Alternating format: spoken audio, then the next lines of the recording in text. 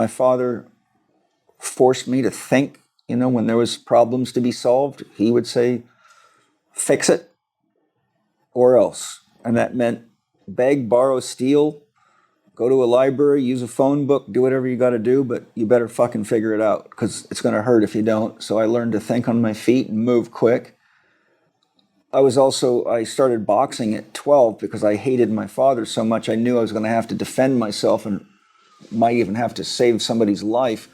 So I got into martial arts and boxing at 12, and that later became very important in my life because that's what ultimately led to me becoming a holistic health practitioner, and that's how my career got started. That was Paul Chek, and you're listening to The Regenerative Journey. G'day, I'm your host Charlie Arnott, an 8th generational Australian regenerative farmer. And in this podcast series, I'll be diving deep and exploring my guests' unique perspectives on the world so you can apply their experience and knowledge to cultivate your own transition to a more regenerative way of life.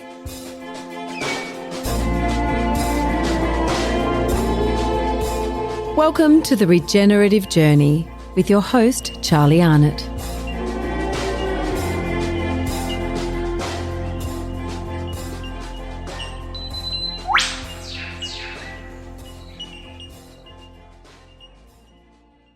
G'day, welcome back to The Regenerative Journey and welcome to this episode with Paul Chek. Big shout out to Perry Smith for lining up this interview with his network.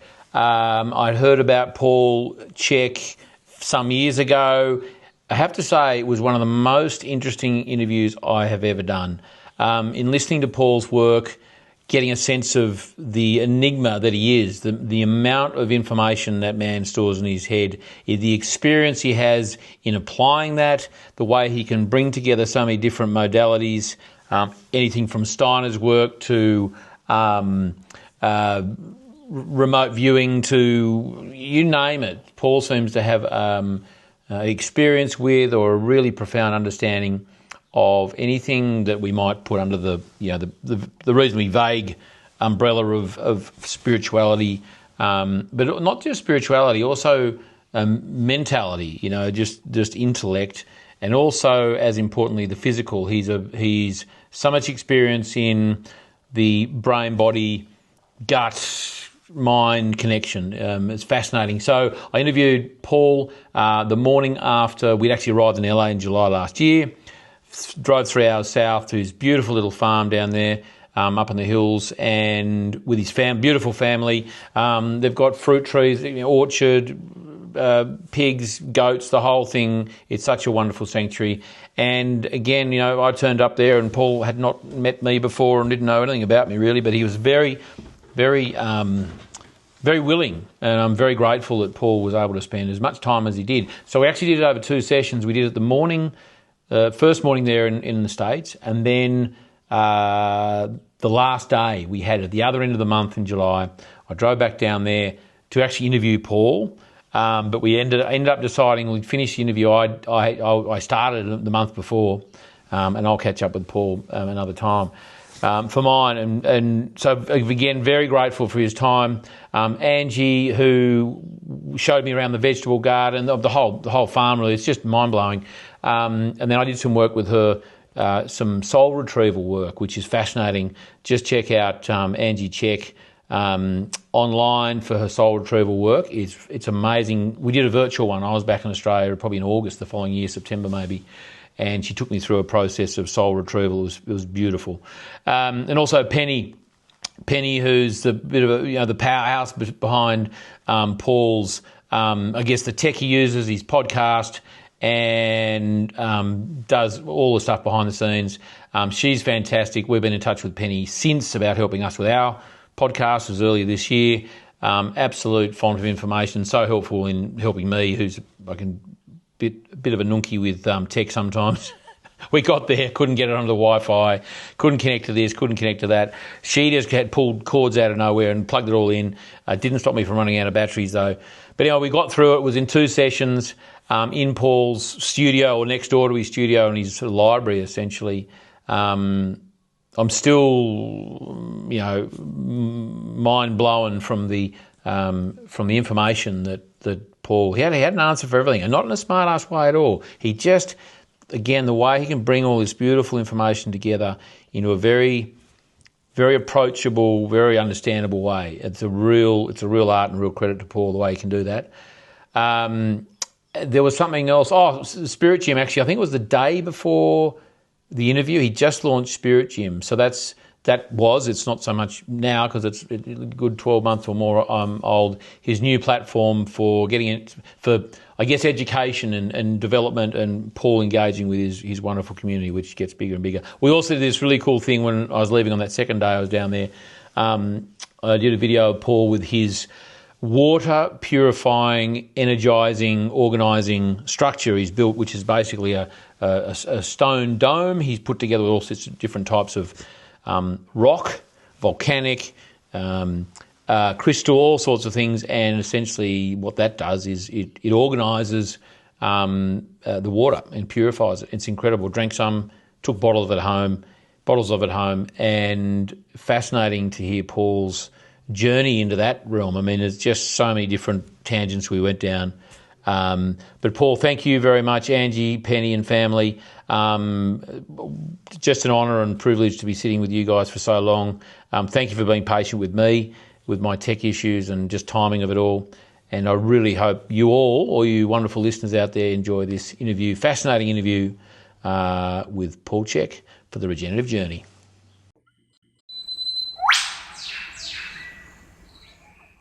Paul Chek, welcome to the Regenerative Journey, and welcome to your office, your podcast room. This is your office is next door. This is actually your your library. This is what I would call part of my office. That's just a little bit of it. It's your art studio. Yeah. It's your podcast table right here. You're sitting where many amazing people have sat. I know. Hopefully, well, who knows? Who knows how this lovely to be here. Thank you. I got here. We flew in this afternoon. Drove here this morning. Sat in a little diner just down the road there. Yeah. And had my first bottomless cup of coffee in America, just to get me through, given a really rough night last night. Yeah. Paul, and thank you so much for your time. Oh, my pleasure. Yes, thank you. Glad to share. As you said, you've been doing this for 40 years. You've done countless number of podcasts. Yes. So I appreciate the fact that you're willing to put some time into me. Well, I personally, when Penny told me you were a farmer, I'm like, cool, because I think farmers are the most underappreciated, most important people on the planet, next to school teachers, and we need to rehabilitate a lot of both, But our future depends on the farmers, and I think they need to be made national heroes in every country if they're doing organic and biodynamic and regenerative farming. Otherwise, they're killing the planet. And I think we got to wrap our arms around the Waldorf school teachers, the Montessori school teachers, and rehabilitate the education system, because farming and education is the basis of our children's future. And without healthy kids, you're screwed. You got no tomorrow. Well, they are our future, as they say. It's a cliche, but for a reason, though. Cliches are, well-used expressions. True is true, no matter how it comes, from poetry to prose. And why here, Paul? You gave me a bit of a heads up there before when I arrived in terms of some financial imperatives to be here. It feels amazing. You said you took a couple of years to kind of settle on it. It took us 5 years to find what we were looking for. Every place that had what we needed, space-wise, building-wise, resource-wise, was so far out of town there was no internet. We run our whole business worldwide on the internet. So this was the first place that we could barely afford. It was like pushing us to the limit, but we realized this is exactly what we were after. And it's where we want our kids to be. We wanted to have our own farm, and we wanted to have a pond stocked with fish, which we have. We wanted our own water source, which we put in. We wanted enough space to, live and breathe and not have neighbors looking through our windows. And we wanted to have a big gym and a classroom and a guest suite for people, because people come to see me from all over the world for various healing and life coaching and things like that. And we wanted a swimming pool because it's hot out here, and a sauna and a cold plunge. So whatever we didn't have, we put in. So we're we're on top of a mountain. We wanted beautiful views, and we got gorgeous views here.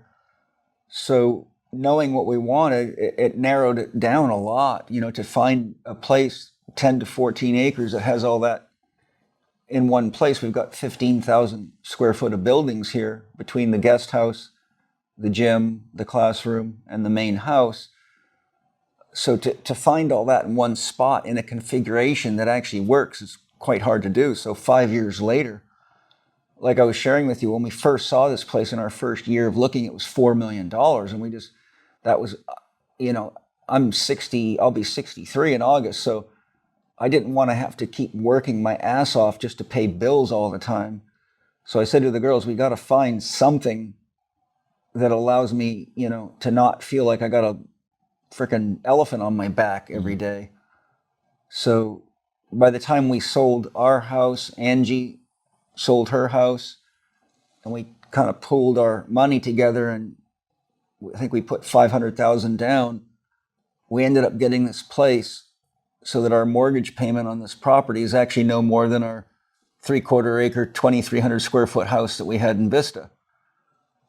Now the maintenance to run this place is, more than most people pay for a mortgage on a big house, but it's still about the same as what we were paying, except we own it and we can do what we want with it. And it's, beautiful out here. And the water, tell me about that, because not just the fact that it's amazing. You sunk a well when you got here. It's straight out of the mountain. Yeah. But you do some pretty cool stuff with it too. Well, what I do is I build water chargers, which I've been doing since about 2006. My soul guided me, interestingly, out of the blue. I bought a pile of rocks from a guy that had done a bunch of land clearing and blasted the side of a mountain out to extend his orchard and build a huge workshop. So he gave me a great deal on one of these huge semi-truck load of boulders and, chunks of rock. And then I bought more from a landscape supplier because I love creating things out of stone, be they patterns on the ground or rock stacks or just, whatever. And so my soul just one day said to me, I'm going to teach you how to build a water charger so you can structure your water and make it a lot healthier for your body and for your family. And so I just went step by step. And I'll never forget the first time I tried it, I put a 5-gallon glass bottle of water in there because I was drinking the same Palomar Mountain water. So I was very used to it as it came from the distributor from the mountain. And when I pulled it out and tried it, it was close to a full moon. And the energy in the water was so high, it shocked me because it was literally bubbling on my tongue like carbonated water. I'm like, how in the world could that happen? And so I understand stones, but it was just such a shock to me that it worked so well. And it changed the water so much from already good water to just mind-blowingly good water. And then I began tracking it.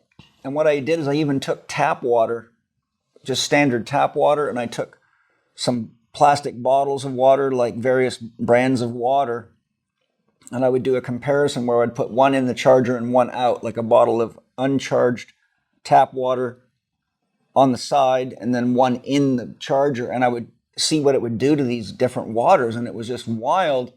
One of the crazy experiences that I had in the beginning, which was quite shocking to me, I began noticing that each time I would take the water out and taste it, and it's in glass bottles, like, you have 5-gallon glass bottles with thick glass. And sometimes I would taste what tasted like nickel in it. And other times I would taste copper. And other times it would taste like dirt, like I was just drinking dirt water. And I'm like, how in the world is these metal flavors and these earth flavors coming through a glass bottle? And so it was quite perplexing. So I said, and I was asking this question one night because I was out at night taking it out when it was dark. And I just happened to take some out of the bottle and taste it. And I said to my soul, what in the world is going on? How is this happening? Because there's no way that this can be penetrating the glass bottle. And my soul turned my head and the moon was shining right on me. And I said, oh my God, it's the moon. And my soul said, yes, it's the effects of the moon, because the moon's resonating with the different minerals of the soil at different stages of the moon.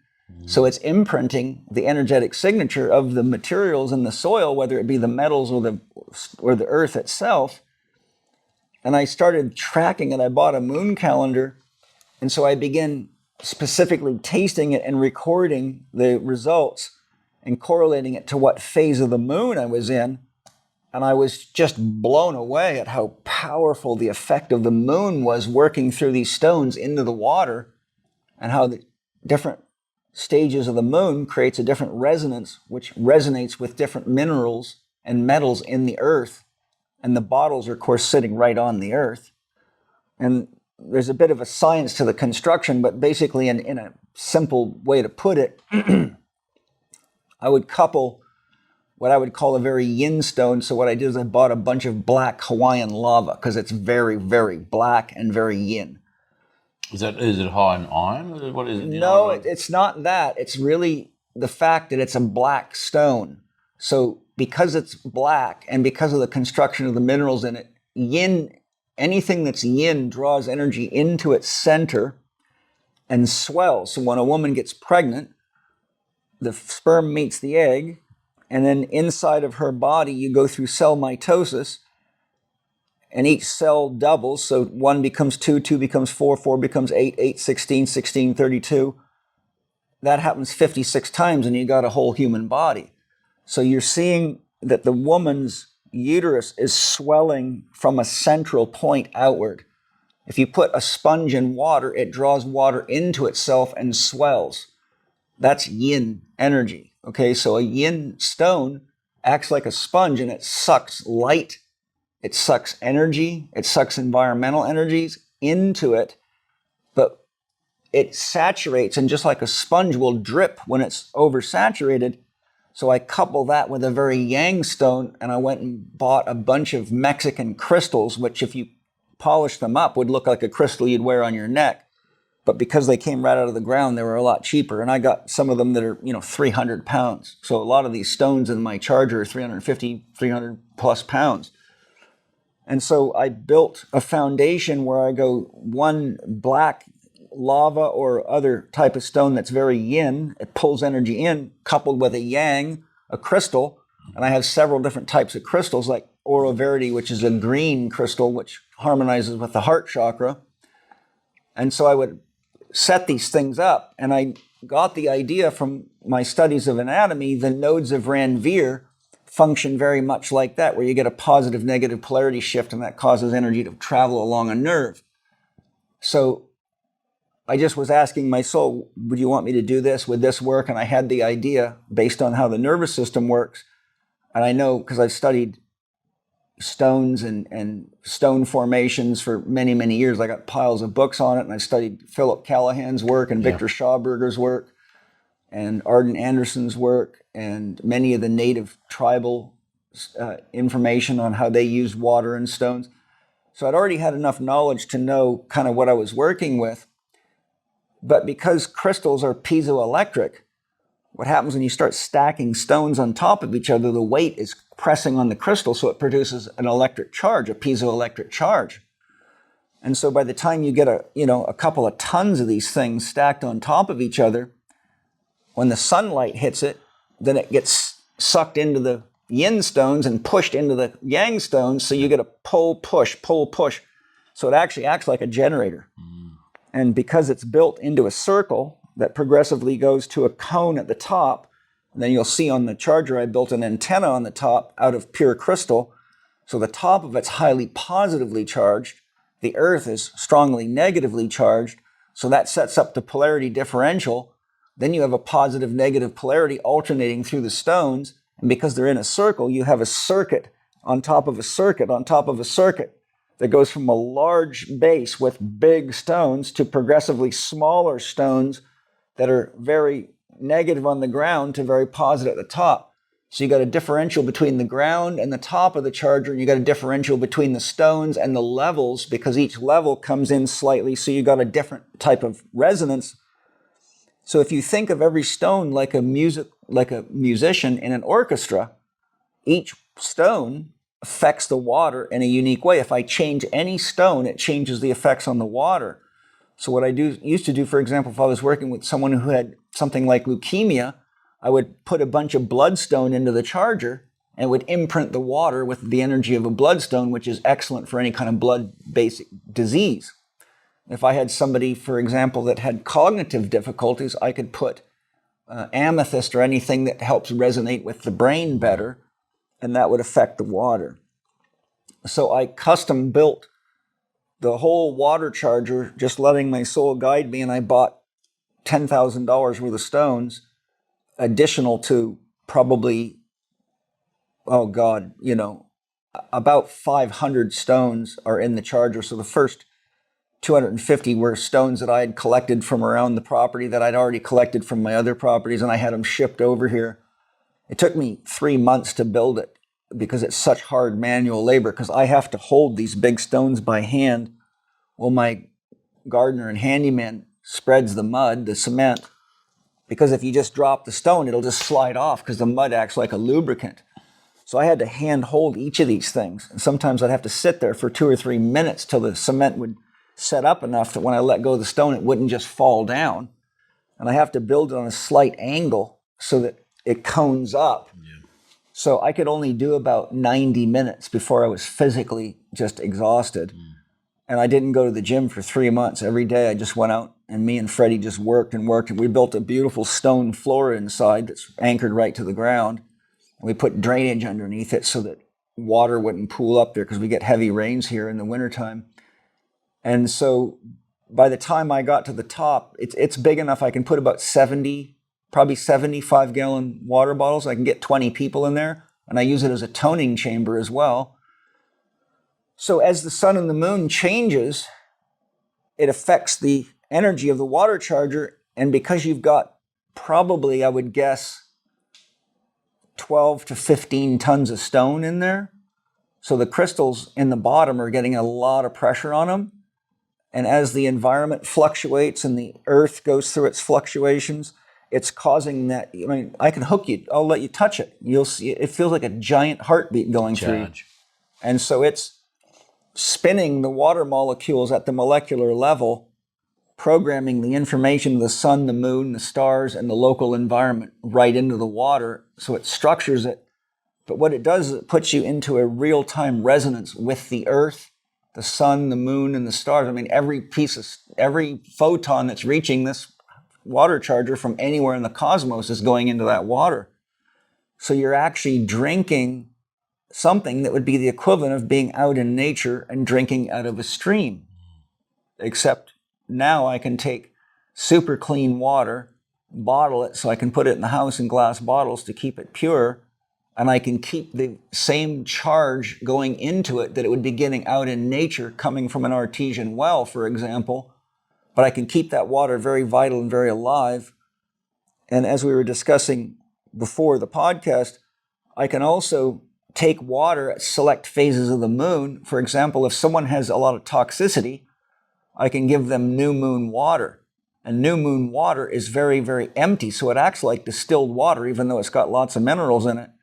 And when you drink it, it feels like it's going right through your tongue. It literally feels like it's penetrating right through your tissues. And full moon water, for example, somebody who's depressed or has chronic fatigue, has so much energy in it from the full moon, it's literally like the opposite polarity.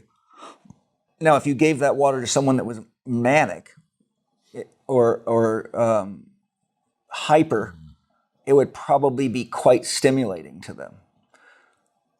But interestingly, I have biogeometry set up throughout the house to basically take all the electromagnetic frequencies and turn them into the frequency called BG3, which is biogeometry green. It's a negative green, which Dr. Kareem traveled the world to all the major healing sites and famous water sources, and he found that they were all emitting the same BG3 frequency. So he developed technology that can take any signal of any type, from Wi-Fi to 5G to electromagnetic pollution coming through the walls, and it neutralizes it at this BG3 frequency. So the interesting thing that happened is when I started bringing my water inside the house, I noticed that it was much harder to feel the moon cycles in it. And I talked to him about that. I said, it's flattening the water out. He said, no, it's not actually flattening it.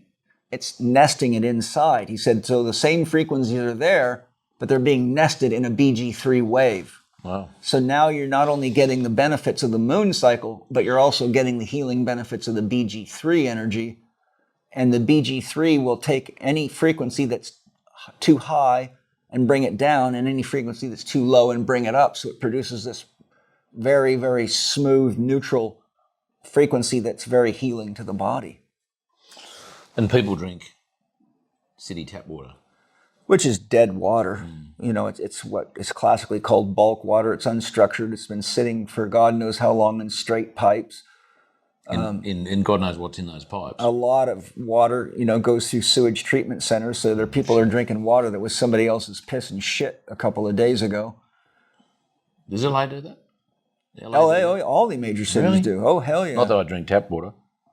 Almost every major city's got sewage treatment centers, and they take the water, filter it, and put it right back into the city water systems. So you're drinking residues of everybody's medical drugs and every damn thing going through them. Paul, I have so many questions just about water. All right, go for it. No, well, what I want to do is, as is the name of my podcast, The Regenerative Journey, it's about your regenerative journey. Sure. Well, So you can come back. Can we talk about... Your camera disappeared, just so you know. Yeah, no, thank you. It does that just because it just times out. I'll have to sort that out. It's still running though.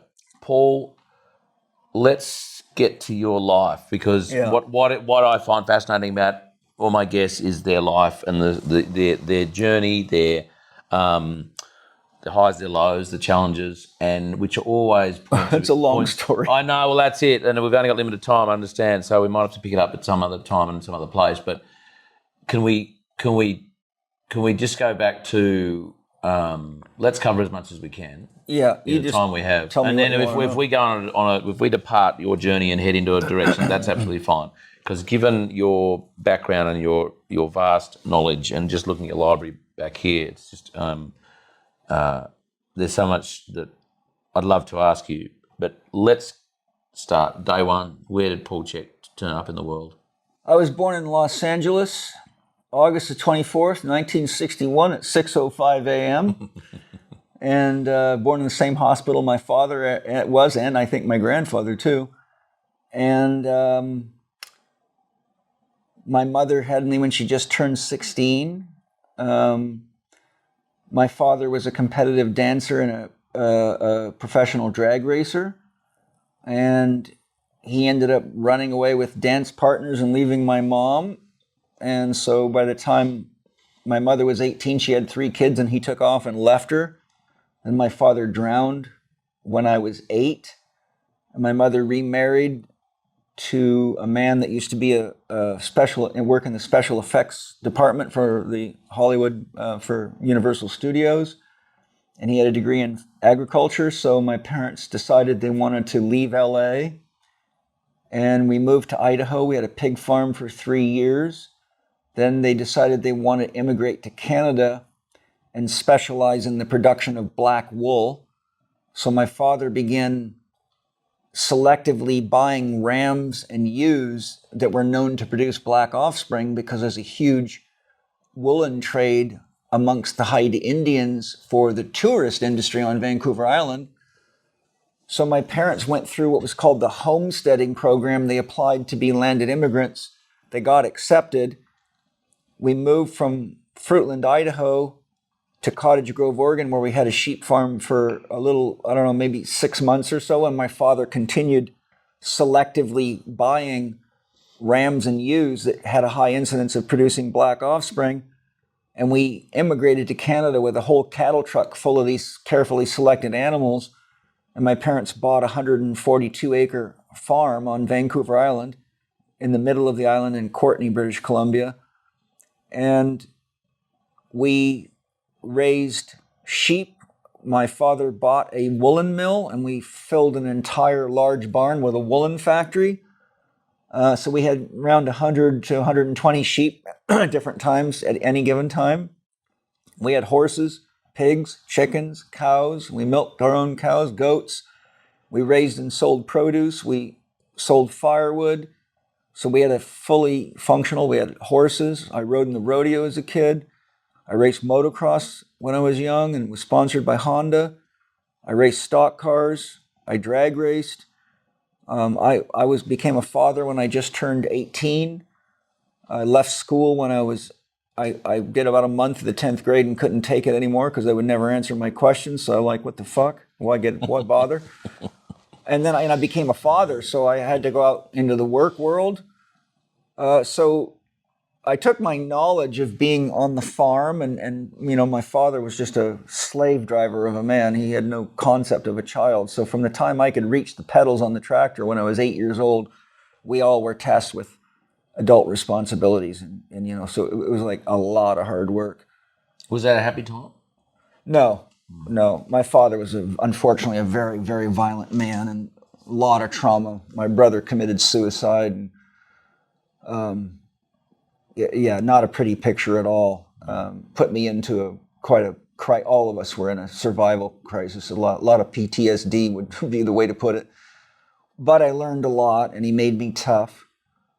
What were some of the lessons that, or I guess it was a survival lessons, was it? It was just, like there was just no concept of a child. I mean, my dad's rule was the animals eat before you eat.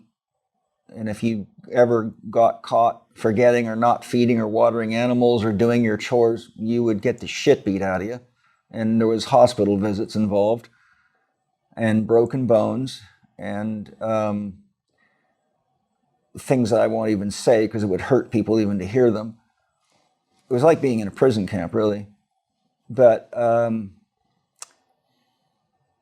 learned how to work hard. My father forced me to think, when there was problems to be solved, he would say, fix it or else. And that meant beg, borrow, steal, go to a library, use a phone book, do whatever you got to do, but you better fucking figure it out because it's going to hurt if you don't. So I learned to think on my feet and move quick. And I started boxing at 12 because I hated my father so much. I knew I was going to have to defend myself and might even have to save somebody's life. So I got into martial arts and boxing at 12, and that later became very important in my life because that's what ultimately led to me becoming a holistic health practitioner, and that's how my career got started. So when I left home at 16, I went to work full-time, did all sorts of different jobs. Paul Jr. came when I had just turned 18. But then there was a crisis of a lack of work on Vancouver Island due to an economic downturn. The unemployment rates were approaching, I think they're 18%. And the logging camps had all shut down, which was the main industry. And I worked in the logging industry and the water well and exploration drilling industry at the time. But what happened was the Japanese had been buying up massive amounts of wood from the logging companies on Vancouver Island. And what we didn't know is that they were saving it, and they had such more efficient milling systems that they could mill that wood and sail it back at way less cost. So all of a sudden, the entire lumber market was flooded with all this Japanese lumber that was excellent quality, but way cheaper. So nobody was buying lumber anymore. So the whole logging industry went into a complete collapse, which then took everything with it because that was the main industry. So being an American citizen, I said, well, I got to do something. I can't starve. I got to feed my family. And I had a friend who had left to Florida and got work on a fishing boat. And I just, out of the blue, said, I got to call him and see if there's any work down there. He said, Paul, you could get a work down here, no problem. So I sold my race car, sold my spare engine, sold $30,000 worth of tools and stuff I'd collected in my racing and mechanic career and took everything and got a job in 2 hours working on a fishing boat in Florida, and then moved my family to Marathon, Florida, in the Florida Keys. The fishing industry turned out to be a ripoff. The way they run it there is they just screw the hand. So I found after the first 6 months, I was basically working for $2.50 an hour. I'm like, this is bullshit, and it's hard fucking work. So then I went to work as a marine mechanic because I was trained as a mechanic. I went to trade school when I was young in Canada because they had a program that you could get government support. So when I was 18, I went through trade school to get my certificate in automotive and industrial repair. So I had all these skills as a mechanic. Plus I was racing cars and motorcycles when I was young. So I knew a lot about mechanical work. And so I went to work. Fortunately, there was a great big huge marina right next to, I bought a trailer there in a trailer park, like a 35-foot trailer when I moved there. And so I literally walked across the street, right across the fence. And I worked for this guy who owned this huge marina called Bonefish Harbor Marina. But I got so sick of working in the bilges of boats, and just the smell of rotten fish and hot and sweaty in the Florida Keys and engines running in tight spaces. I can't fucking do this. I got to get out of here. And the guy that owned the marina was a fighter pilot in Vietnam. And one day I got a card in the mail that said, Uncle Sam wants you. And it was an invitation to go take the testing to enter the military. So I went to him and said, what do you think of this? And he said, Paul, the secret is see how you do on your entrance exams, and then ask them what is the school that would be the longest that costs the government the most to pay for, because that will determine how much you're worth when you get out. So that's exactly what I did. I could only qualify to go in the Army because I didn't have a high school diploma. They were the only one that would take me. And I scored so high on the entrance exams, they said, if you go to school for 2 years and get an associate's degree, we will train you as a pilot. I said, I'm not fucking going to go to school for 2 years. I hate school. What's the best job you can give me that costs you the most money to train me? And it turned out to be what's called a 68J1P, which is a year of electronics school to learn how to repair weapon systems on Cobra helicopters. Then you're trained as the co-pilot, as the gunner. So if the co-pilot gets killed, you have to go run the weapon systems because you're the expert on weapon systems. So I joined the military, went through all the basic training, went to school for a year in electronics. Then I went to my training to be a paratrooper, and my battle plan was, if I don't like electronics, because I'd already done a fair bit of electronics work and I knew it wasn't my favorite thing because I worked on car electronics and various other systems, homes and everything like that. But I knew when I went in, I said to the recruiter, what do people get paid when they leave the Army with this training? And that was 83 when I went in. He said, right now, Bell Helicopter is hiring from the United States military and paying them $89,000 a year starting pay. Shit. Well, that's about $180,000 a year right now. So I said, I'm going to do it then because I wanted to have a good future. My parents always had money problems. So I did not want my life to be limited by money problems. So I made a promise to myself I would do whatever I had to do to make enough money that it wasn't a problem, so I could live the way I wanted to live and have the toys I wanted to have and let my kids have a life that wasn't like I grew up, we could only wash our clothes once a week. We my friends used to laugh at me because I always came to school with cow shit on my pants, and we had water problems because the neighbor drilled a well and we couldn't get water because they sucked our well. It was just so we could only wash clothes once in a while. Parents didn't have a lot of money. They just barely were making it by with the farm and everything else. And so I said, I'm going for it, but I knew inside of myself I may not like electronics. So I said, I got to come up with plan B. And as a kid, I used to watch Wide World of Sports, and I used to see the Army boxing team fighting on Wide World of Sports. And I said, aha, they're centered in Fort Bragg, North Carolina. So I said to the recruiter, what do I have to do to get to Fort Bragg, North Carolina, in case I want to join the Army boxing team? Thank you. And he said, you got to become a paratrooper. I said, no problem. And my stepfather was a smoke jumper in the fire department, so I already kind of had a sense of what parachuting was all about. And so I did. I ended up at 82nd Airborne Division, and sure enough, I hated the electronics work because once I graduated from school at the top of my friggin' class with a 97 point something grade average after 40 some odd tests, once you get to your unit, they only let you do things by rank. And so all I got to do was take access panels off. So I spent a year learning how to work on every part of this helicopter, and now I'm the low man on the totem pole, so I'm a Phillips screwdriver technician. And I'm a guy that can build fucking race cars from the ground up. I'm like, I can't handle this. And they hardly ever exercised. And I'm like, I got to get out of here. So long story made short, the only way you can get on the Army boxing team, which at that time was the third ranked boxing amateur team in the world, is to beat somebody on the team.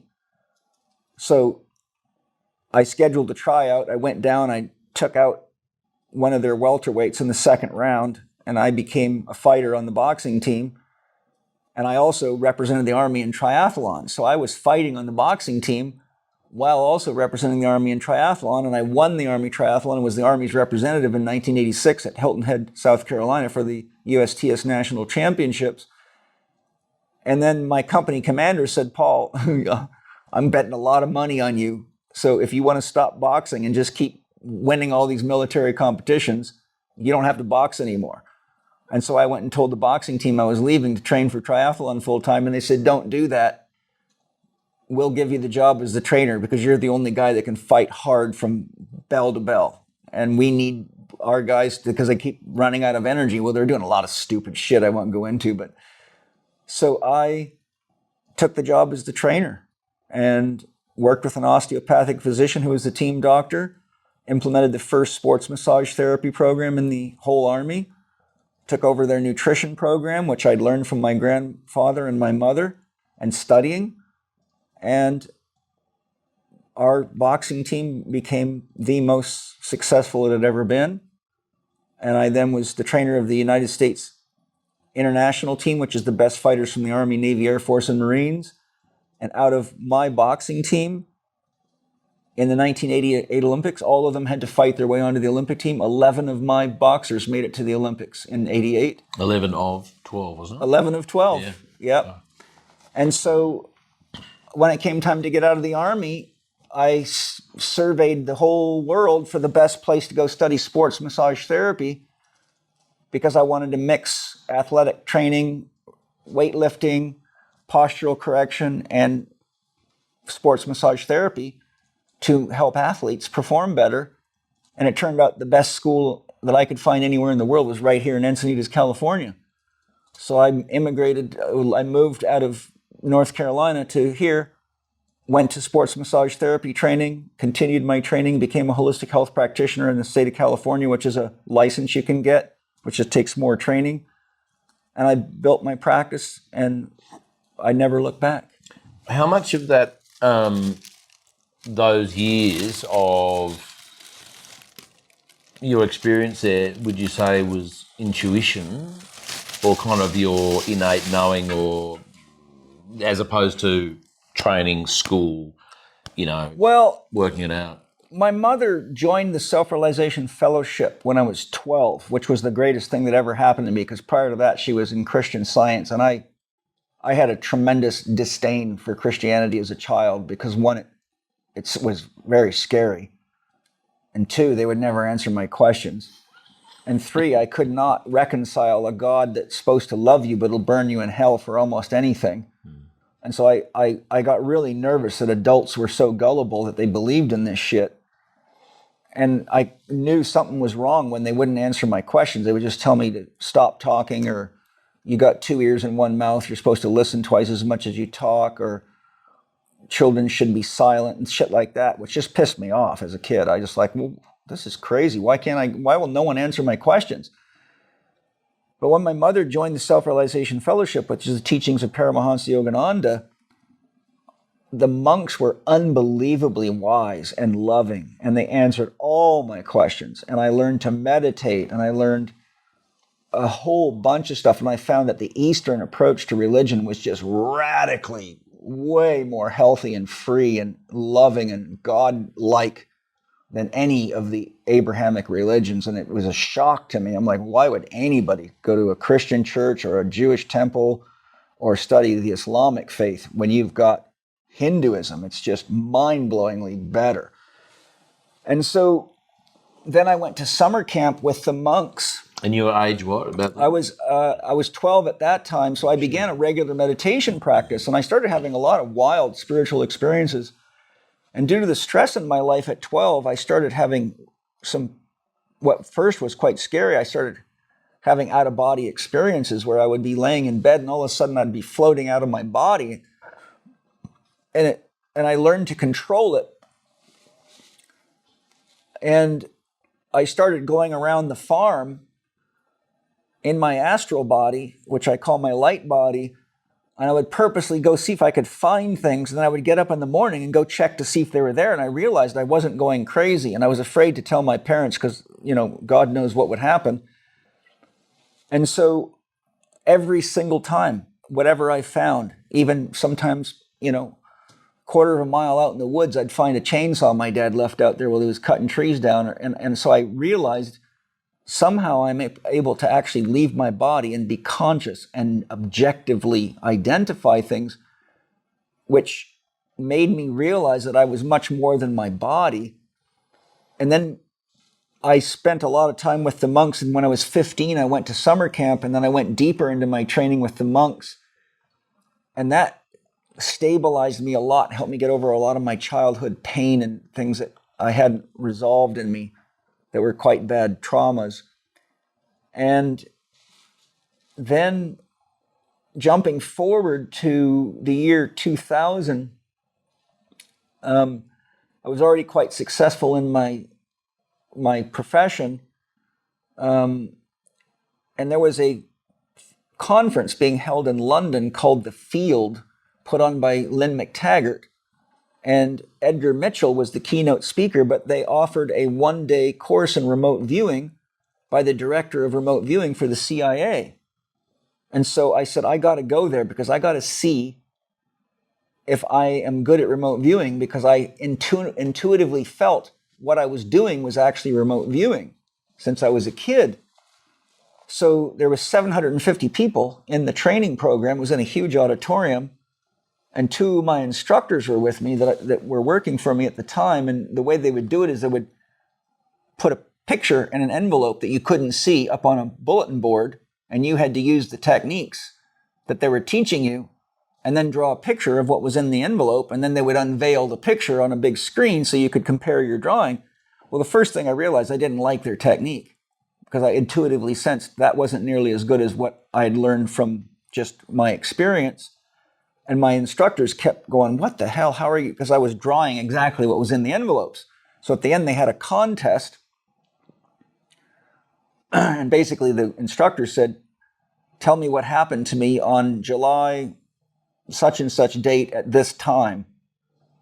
And so I just asked my soul, take me to that time and place in his life.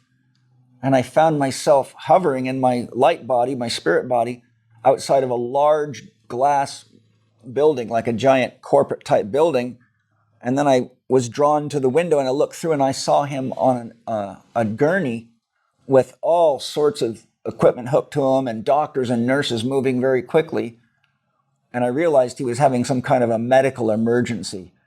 And I could see that they were monitoring his heart and they were moving fast. Like you could tell it was like an emergency situation. So I'm like, I knew intuitively I was going to win the contest. And so I waited and waited till everybody told him he was in caves with dragons and all sorts of silly shit. And so he said, okay, who thinks they know? And I jumped up.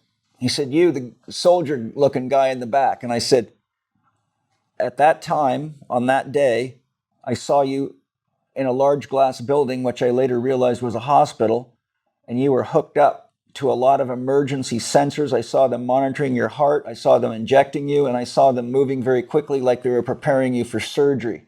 And he turned white. He literally was shocked. He didn't think anyone was going to get it. And so he didn't say that I'd won. So I had to listen to people say all this crazy shit for 2 hours. And finally he says, you, the soldier guy at the back, you're the winner. And then he said, I had a heart attack and I was going into emergency heart surgery. And so since then I've actually found on three different times I've found people that were lost and nobody could find, including the National Guard, for people that got a hold of me. And so the reason I'm telling you that is because throughout my life, I've always had this inner sense of connection to my soul, which is God within you, consciousness within you. And so I've just followed that inner guide, and that's how I invented so many things. That's how I figured out how to build water chargers. That's how I knew to bring the Swiss ball to the exercise industry. That's how I built the primal pattern system. I've always specialized in challenge cases. So the way I built my business in San Diego is I just went to doctors and therapists all over the place and said, send me the toughest patients you got. And there's nothing to lose if I don't make progress with them, because you're not making progress with them anyhow. And I offered to do evaluations for any doctor or any of their medical staff for free, and their first program for free. So in no time, I had a huge practice full of doctors and their wives and their children. And basically, I got complicated cases. So I just used my training for meditation and calming myself, and I would connect to the soul of the individual and ask it to guide me. And I would find out all sorts of stuff about people that nobody had ever looked into. And I became extremely successful at dealing with medical failures. And I had athletes coming to see me from all over the world that, no one can figure out. I brought 3 of the world's greatest athletes out of medical retirement, including one of your own, Ricky Stewart. He was forced into medical retirement, and the Canberra Raiders begged me to see if I could do anything with him. I brought him out, and he played 5 more seasons after that. I brought Gary Roberts out of medical retirement when he was forced into retirement by the Calgary Flames surgeons. And I brought one of the best horse racers in the world out of retirement, Richard Dunwoody, who had 40 bad falls racing horses. And he lost all the muscles in his left arm. He had a severe nerve injury and neck pathology that nobody could figure out. And after I rehabbed him and reconditioned him, he went back and won the Triple Crown and wrote about me in his autobiography. And there's a picture he sent me in the gym there. If you see, you can see it in there. And so I basically started the Chek Institute in 1995 because so many of the elite doctors and therapists were saying, people really need to learn what it is you do because nobody thinks this way. And so I was integrating diet, lifestyle, mental, emotional, posture, corrective exercise, clinical massage therapy. I'd also gotten trained in neuromuscular therapy, so I went through all their training to become a clinical massage therapist as well, which is very detailed work. And so I mixed all these together, and that was really what the Chek Institute was based on. And I just traveled all over the world looking for the best doctors and therapists at key things that I thought I needed to know based on what kept coming at me with patients. So if I had a lot of neurological problems, I would go study the experts on these problems. If there was a lot of spinal pathology, I studied that. I did 5 cadaver dissections at various universities. And I just made a life of, I've collected all these books in 41 years. And how many are there? 5,000? There's over 5,000. And I've probably studied 2,000 of them cover to cover, and hundreds more as select research reference material.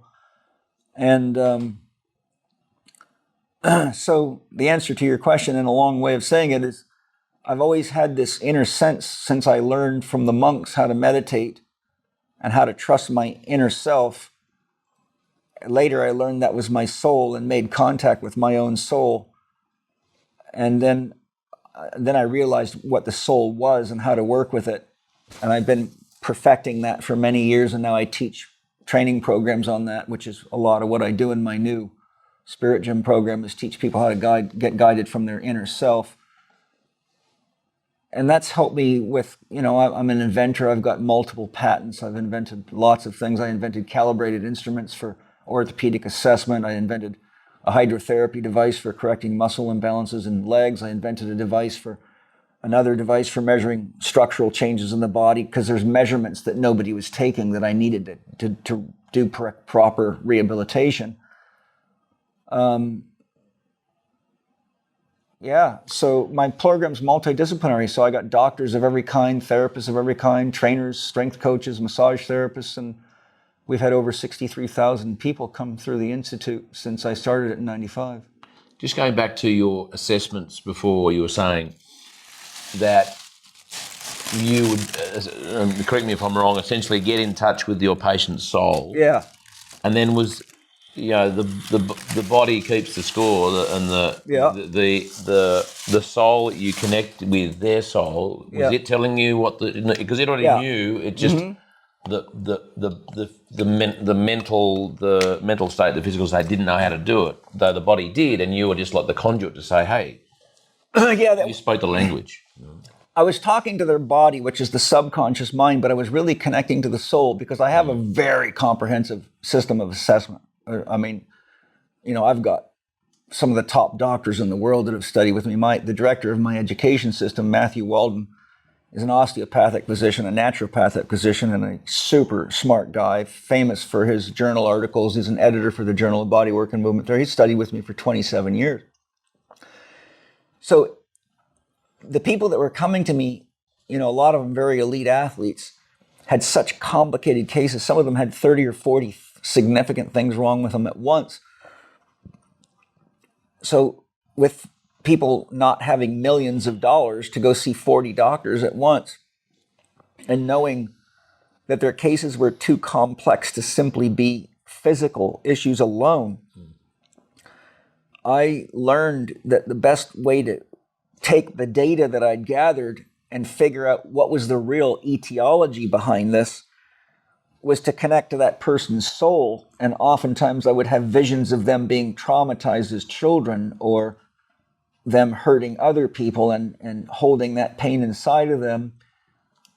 But the number one most common problem, believe it or not, that I found consistently was beliefs about God that were actually pitting them up against their own instincts and their own sense of freedom, and causing them to do things like stay in marriages that they've been unhappy in for 20 years because they believed that till death do you part. So I found the majority of what was actually causing people's illnesses and diseases and chronic structural pain was these root beliefs that led to behaviors and choices that were ultimately causing them to have a lot of addictions to medicate the stress of not being able to heal their belief system or their trauma. And so I studied world religion extensively. I studied philosophy. I studied psychology. I've been studying Jung's work for 30 plus years, 35 years. Same with Steiner. I studied Steiner extensively. I studied Wilbur extensively. I studied Hazrat Inayat Khan, a Sufi master.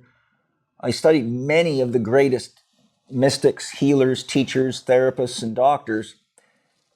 And I developed a very deep understanding of mysticism and religion and world religion. I studied all of Houston Smith's work, who is considered to be the greatest expert of world religion that ever lived. And through my own work, my own spiritual practices, my own work with plant medicines, I was trained to use plant medicines therapeutically. And I've conducted probably 1,000 healing ceremonies with plant medicines in my career, and done many, many very deep shamanic journeys where I was able to have deep spiritual experiences and get answers to really deep questions. And so what that gave me the ability to do was I had a structure and a system of how the psyche grows and develops, and what happens when one's traumatized, or what happens when one has a belief system that's limiting them.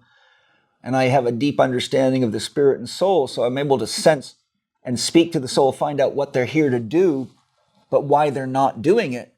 And whenever the soul is not doing what it came to the world to do, it creates tremendous stress inside of them that often produces a neurosis, because the patient feels a deep sense of they're going in the wrong direction, and that life is not meaningful for them, which leads to a lot of addictions and a lot of emotional pain that gets projected out in relationships, and leads to a lot of trauma in relationships, and a lot of broken marriages and divorces, and kids being left alone and isolated because parents can't get along. And so I was actually able consistently to identify what was the real issue that was leading to the eating disorder or to the irritable bowel syndrome or the chronic low back pain or the visual disorder or the heart condition or the burned out adrenal glands or the combination of 20 of these things at once, and guide people and help them by becoming a translator for them and showing them, for example, that you cannot read the Bible literally and understand it. It's impossible to do. You have to have a depth of knowledge of the language of the culture, the meaning of those words at that time, the symbology.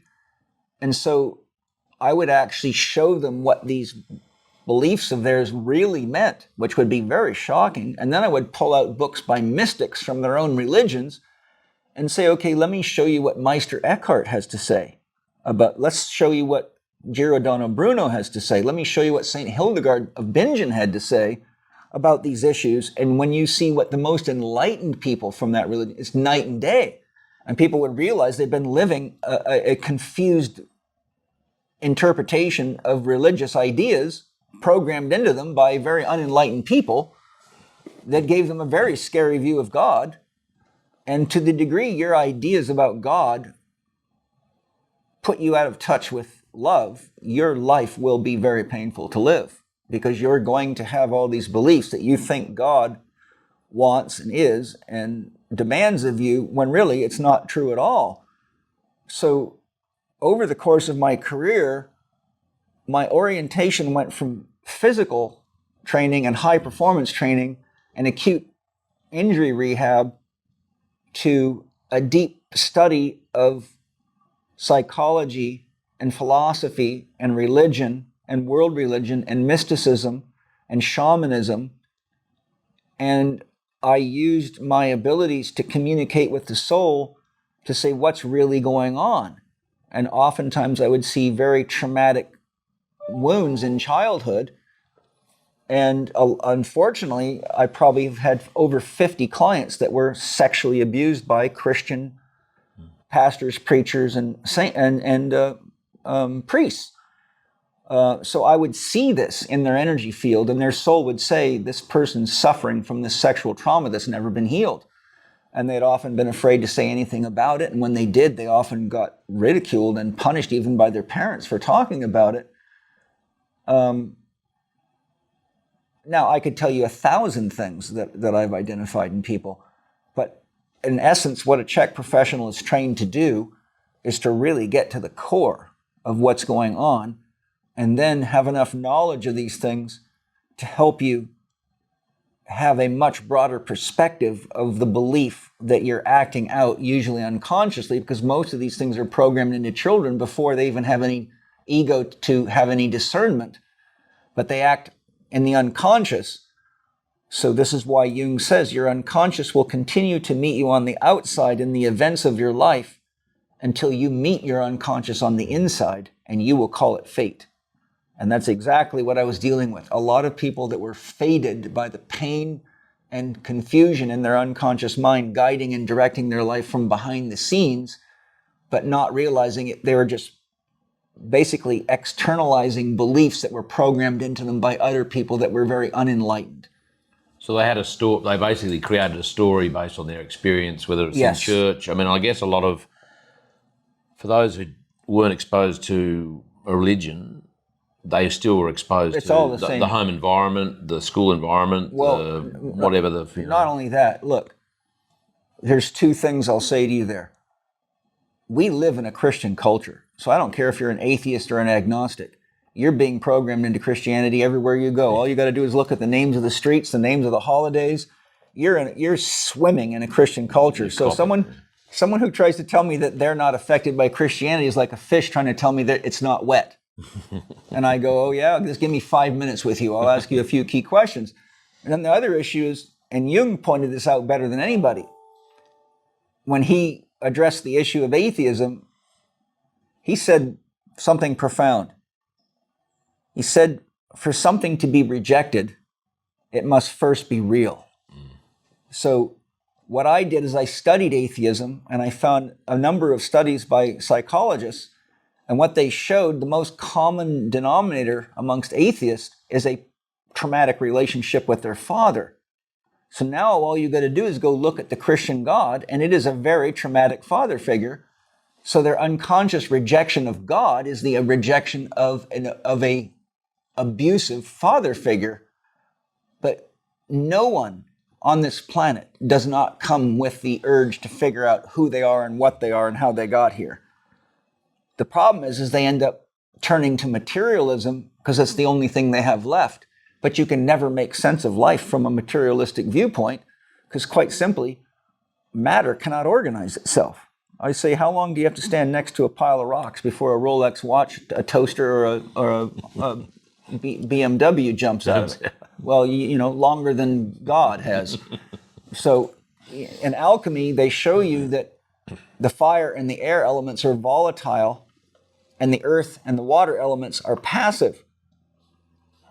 If you go into Steiner's teaching, the fire element and the air element is the domain of Lucifer, and the water and earth elements are the domain of Ahriman, and Christ is the mediating force between them.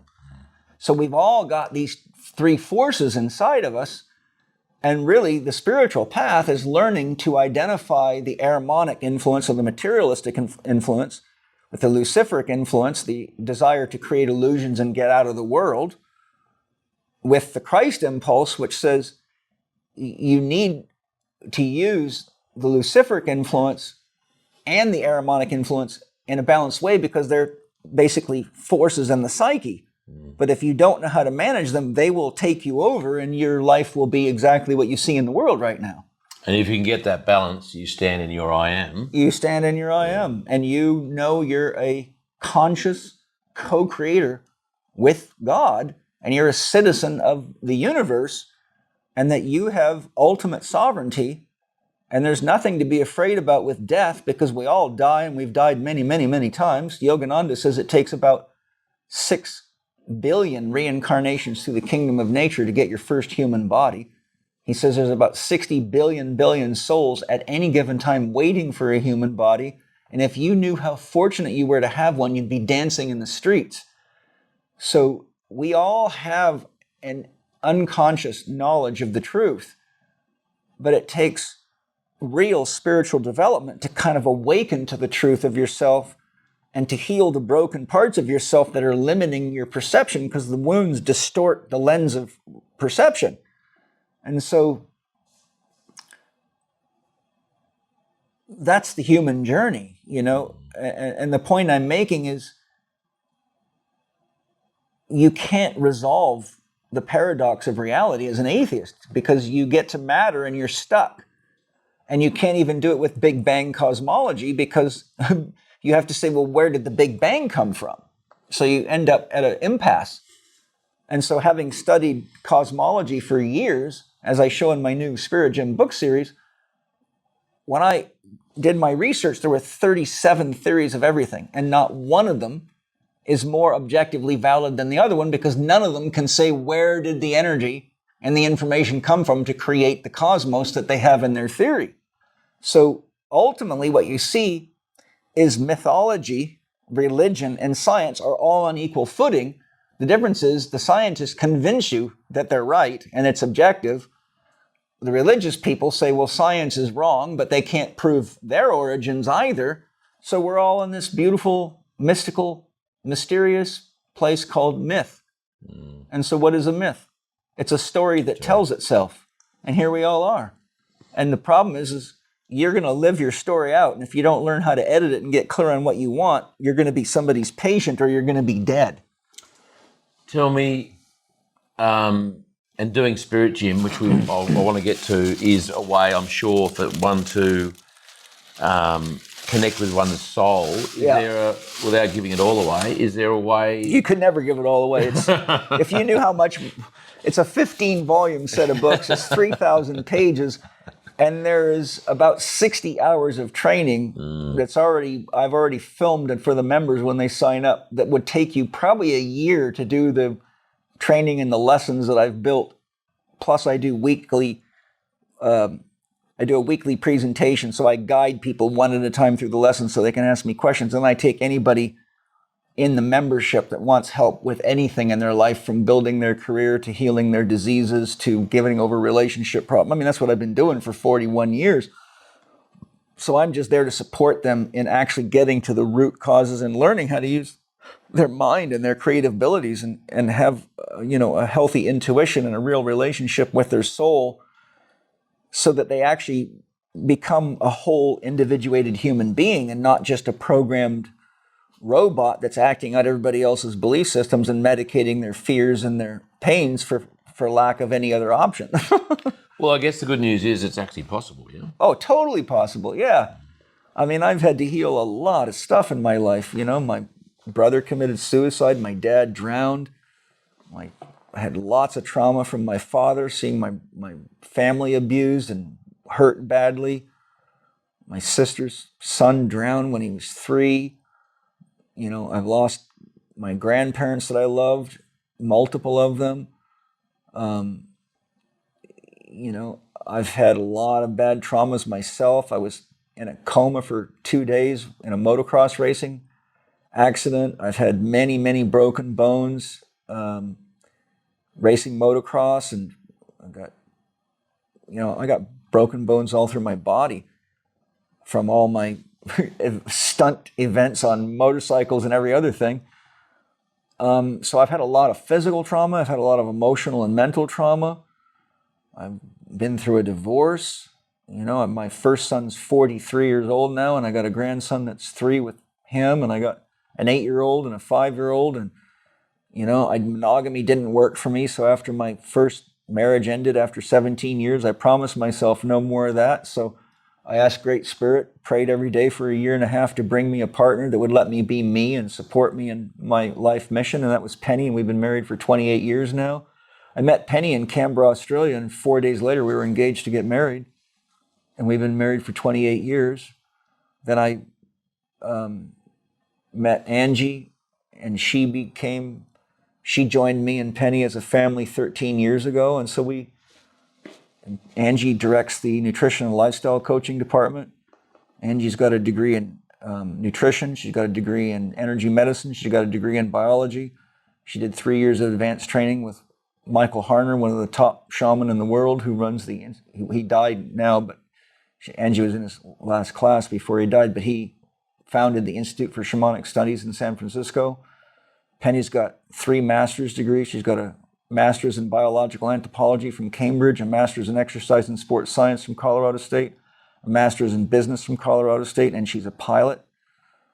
And so she's a master of keeping you in line too, yeah? Yeah. Well, she supports me very well, and she supports Angie. So all of us really have a very integral mission, and we're all the kind of the driving force behind the Chek Institute. And so our lives have been devoted to doing our best to bring good education to people and to help people heal and grow together and work through our own challenges together, like everybody has to. But we've always done very, very well. And point is I created the life that I wanted to live because I don't believe in limitations imposed upon you by other people. Unless you buy into that with your heart and say, that's the way I want to live, that's fine. But what I find is very few people are actually living true to their authentic self. And that is a great way to have a life of a lot of chronic health problems. And so I learned early, be true to your own self, or you can't be true to anybody else. And so I devoted my life to being honest with myself and following my own path. I developed my own system of education, my own system of healing. And I created freedom for myself at any cost. And I pioneered a lot of things, and I've been attacked repeatedly in my career. But because I had a very good system of analysis and an objective assessment, and I measured everything, I didn't care. I've been in debates all over the world. I've never lost a single debate because I can prove what I teach. And I've done it over and over and over again. What do the conventional doctors think of Paul Chek? It depends. If they're awake, they think it's obvious, and they go, shit, why didn't I think of that? And if they're not awake, well, then they just come at me with all their studies and bullshit, but I just dissect that easily. I mean, I know a lot about science. I've helped design scientific studies. Inventions of mine have been used in scientific studies. I've written journals in major research, written articles in journals, in major research journals. I've published, I wrote a chapter called Posture and Craniofacial Pain in a medical book on head pain. You know, I can back what I say very, very well. There's 5,000 books there that probably help you. What is just conscious of the time, Paul? We got about 15 minutes. What's the craziest experience you've had with a patient? You know, or maybe it's not with a patient, just yourself in terms of unexpected, scary, off the charts, cosmic. Well, I did listen to one about some puppets, a bunny, like it was a rabbit, and you had to help get rid of out of a possession. There was that was a patient from Australia, actually. But that wasn't even close to the scariest or the craziest. I've seen some crazy shit with patients. I had a class in Canberra, Australia one time with like 55 people in it. And back in those days, me and Dr. Oliver, who taught my courses with me, was a very skilled doctor and musician and sound healer. Him and I used to demonstrate sound healing and doing healing ceremonies to teach people how to go beyond just your evaluation and how to use these principles of healing and working with spiritual forces. So I would call in spirit guides and angels to come help people, and then I would also have my soul connect me to their soul, and I would basically write down what my soul, through connection to their soul, would say we needed to use for which musical instruments, which frequencies, etc. But what would happen is, because once I opened the ceremony, a lot of things like angels and higher spiritual beings would come into the room. People with entity possessions would go off because the entities don't like that energy around them. And so one time we had 3 very badly possessed people in the room in Canberra, Australia. And we had one big rugby player, probably 220-pound muscular dude, thought he was a wolf, and he was on his hands and knees running around the room trying to bite people and attack people. And at the same time, 2 others went off, all strong males, acting very, like you're talking some scared the shit out of people. I mean, people were crying their eyes out, even men were crying their eyes out, calling the cops, running out the door. I mean, this was, like exorcist type stuff. And even my assistant instructors were scared to death. So I was having to calm and center and work with these people and ground them. And then... How'd you deal with that? Well, I was able to stabilize them. I just work with the entities. I've run into these things many times. So I just talk to them and, ask them, why are you here? Why have you possessed this person? And so I ultimately connected each of them with healers in Australia that I had to do research to find, or that I connected to people and found, and to help stabilize them. And I was able to get the room stable, but that's one example of an experience that scared the shit out of a lot of people. But because I had seen this, I've been conducting healing ceremony with plant medicines for a long time, so I've seen everything you can think of come out of people. And I also know how to do entity work. So does Angie as a shaman. She does it all the time. But the most scary experiences I've ever had is, I've done a lot of research on myself. And because I've had so many people come to me from all over the world that had been injured quite badly by doing too much plant medicines, or too frequently, or too deep a doses. A lot of people became schizophrenic. A lot of people got entity possessions. Really just a lot of psychological trauma, because if you open up the ego to the point where it can no longer control the unconscious, then you can't limit what comes into your conscious perception. So you can end up being in multiple dimensions of reality at one time, and you can't tell which one's more real than the other. And you can also have things like what Jung would call complexes, which are networks of neural associations, for example, from trauma, that have so much psychic energy in them, they develop a personality of their own, and that's the source of multiple personality disorder. So I've seen a lot of these things, and because I had so many of these people coming to me from all these plant medicine ceremonies all over the world, I realized I needed to map out the inner dimensions. So, and because I did a year of training with a doctor that uses plant medicines, and I became a member of the Native American Council so I could use them legally through the Native American Indian rights, I started researching in 2006 on myself, and I would take a particular medicine, be it mushrooms, LSD, DMT. I used San Pedro. I used many different medicines, and I would progressively up the dose ceremony after ceremony until I hit psychosis, and I would map out what was the inner terrain like, what were the kind of entities that showed up. Like, I've run into extraterrestrial beings many times and had lots of conversations. I've met many dark entities as well. Well, so the point I'm driving at is I've been through some really scary shit. I've been broke. I've went bankrupt.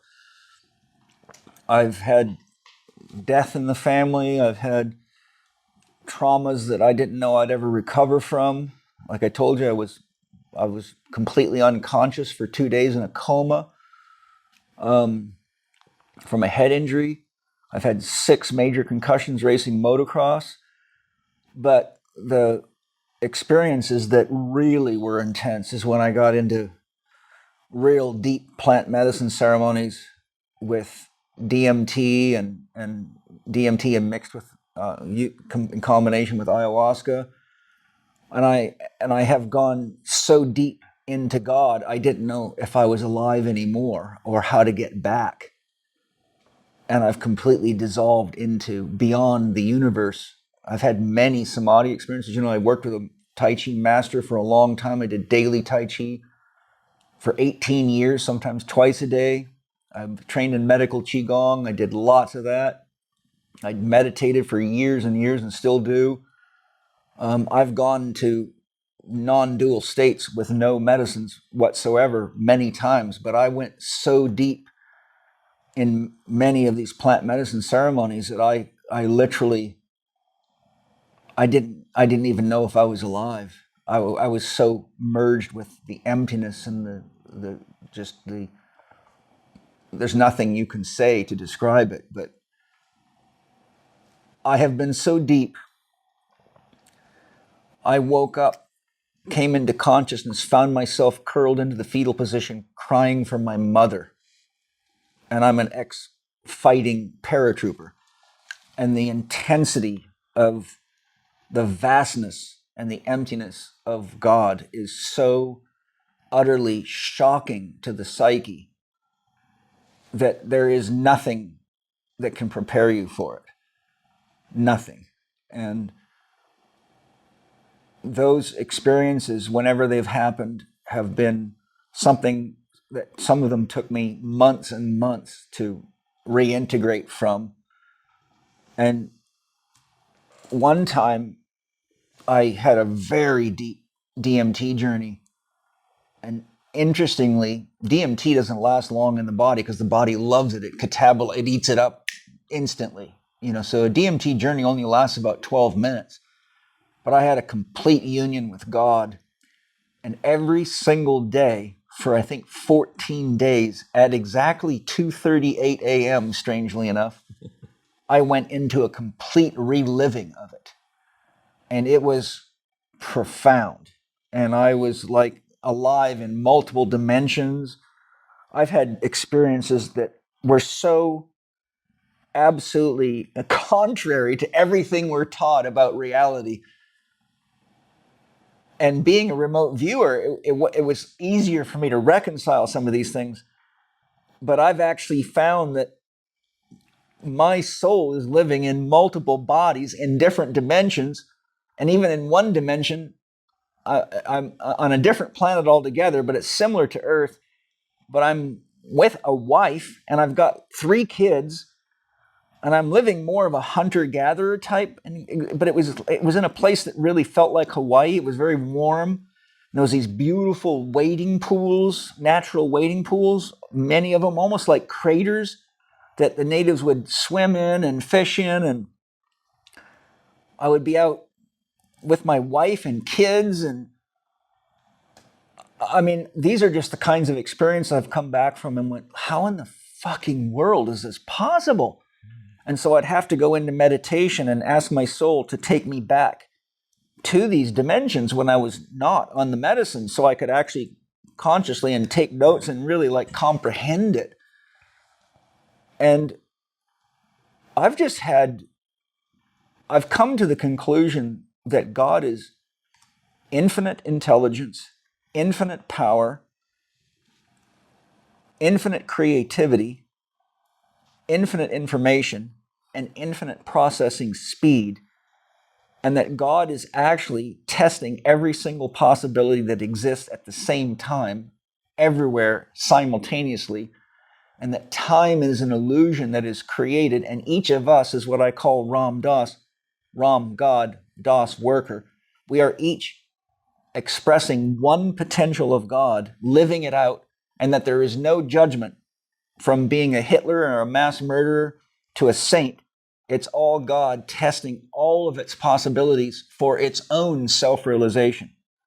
And paradoxically, God itself is growing in its own evolution, and what we call the universe is actually one of an infinite number of universes, but that in every one of them, if you think of the universe as a living being, it's going through the same stages of growth and development that we go through from birth to the successive stages of life to old age and maturity. And that's what the Om of Hinduism really means. Ah, I awaken. Ooh, I'm dreaming. I'm falling asleep. Underscore, end of cycle. Life.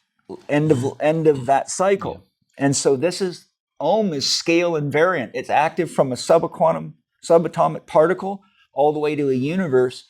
It's in every, I talk all about this in my Spirit Gym series. I show how Om is the master cycle that's nested in everything.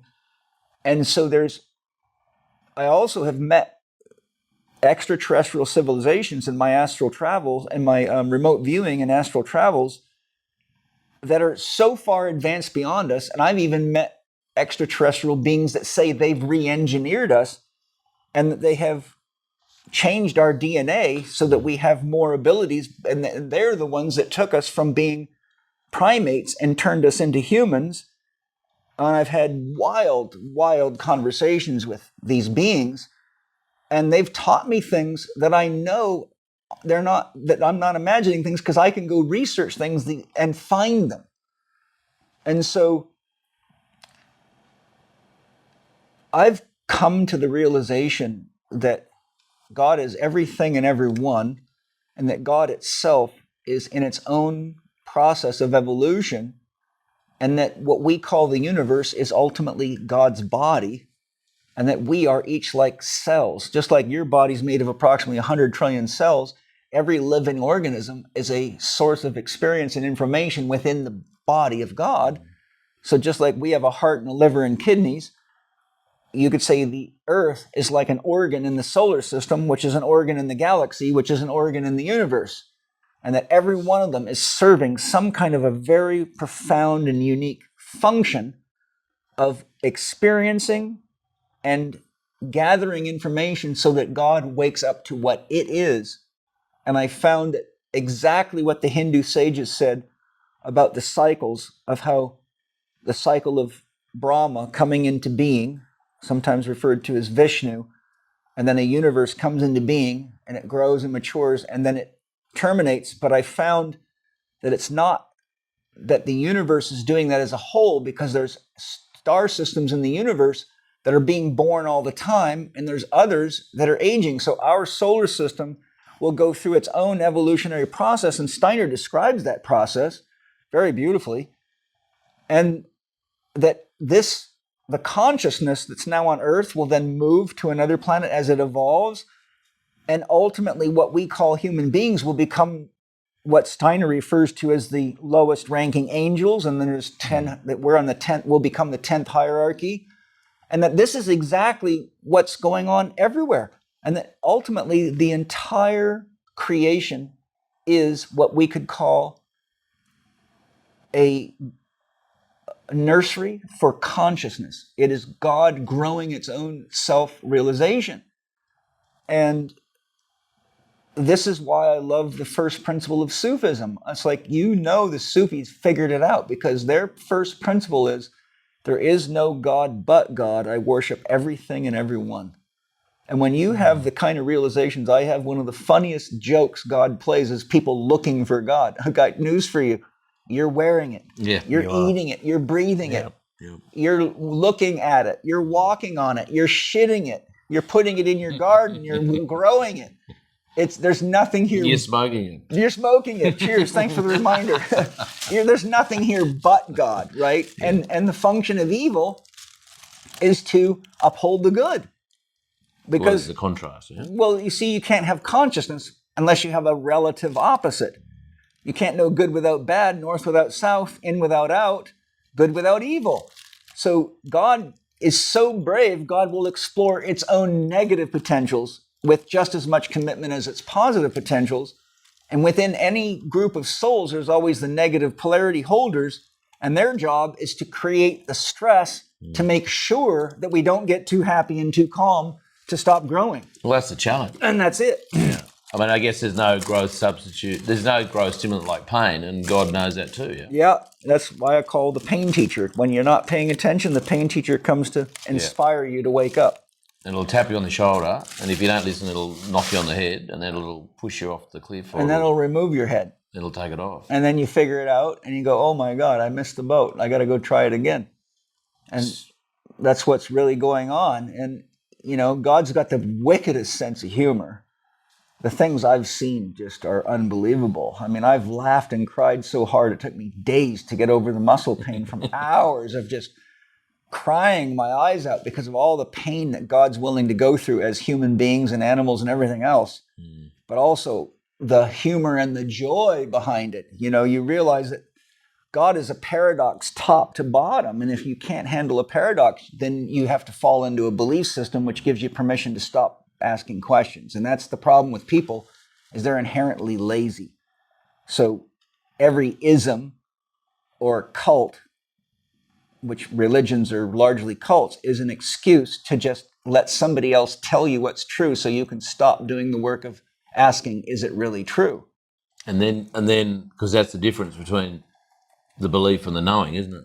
Well, the knowing comes only from experience, right? And so I don't care if people say that I'm crazy. I don't give a shit. I know what I've experienced. And unlike a lot of people, I've been brave enough to find the edges of myself repeatedly and keep penetrating and really have a visceral inner sense of what is real.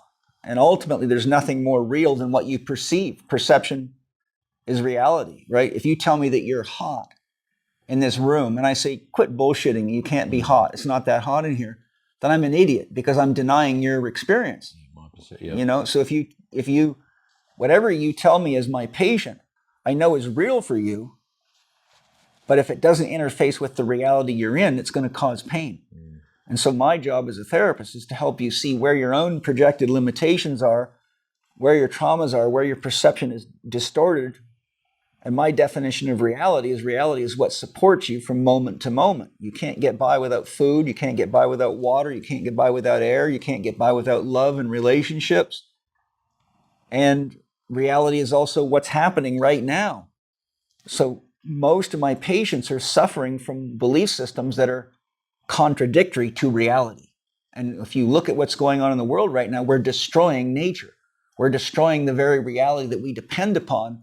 So we have a patient that's traumatized very badly and has to wake up to the fact that it's committing suicide.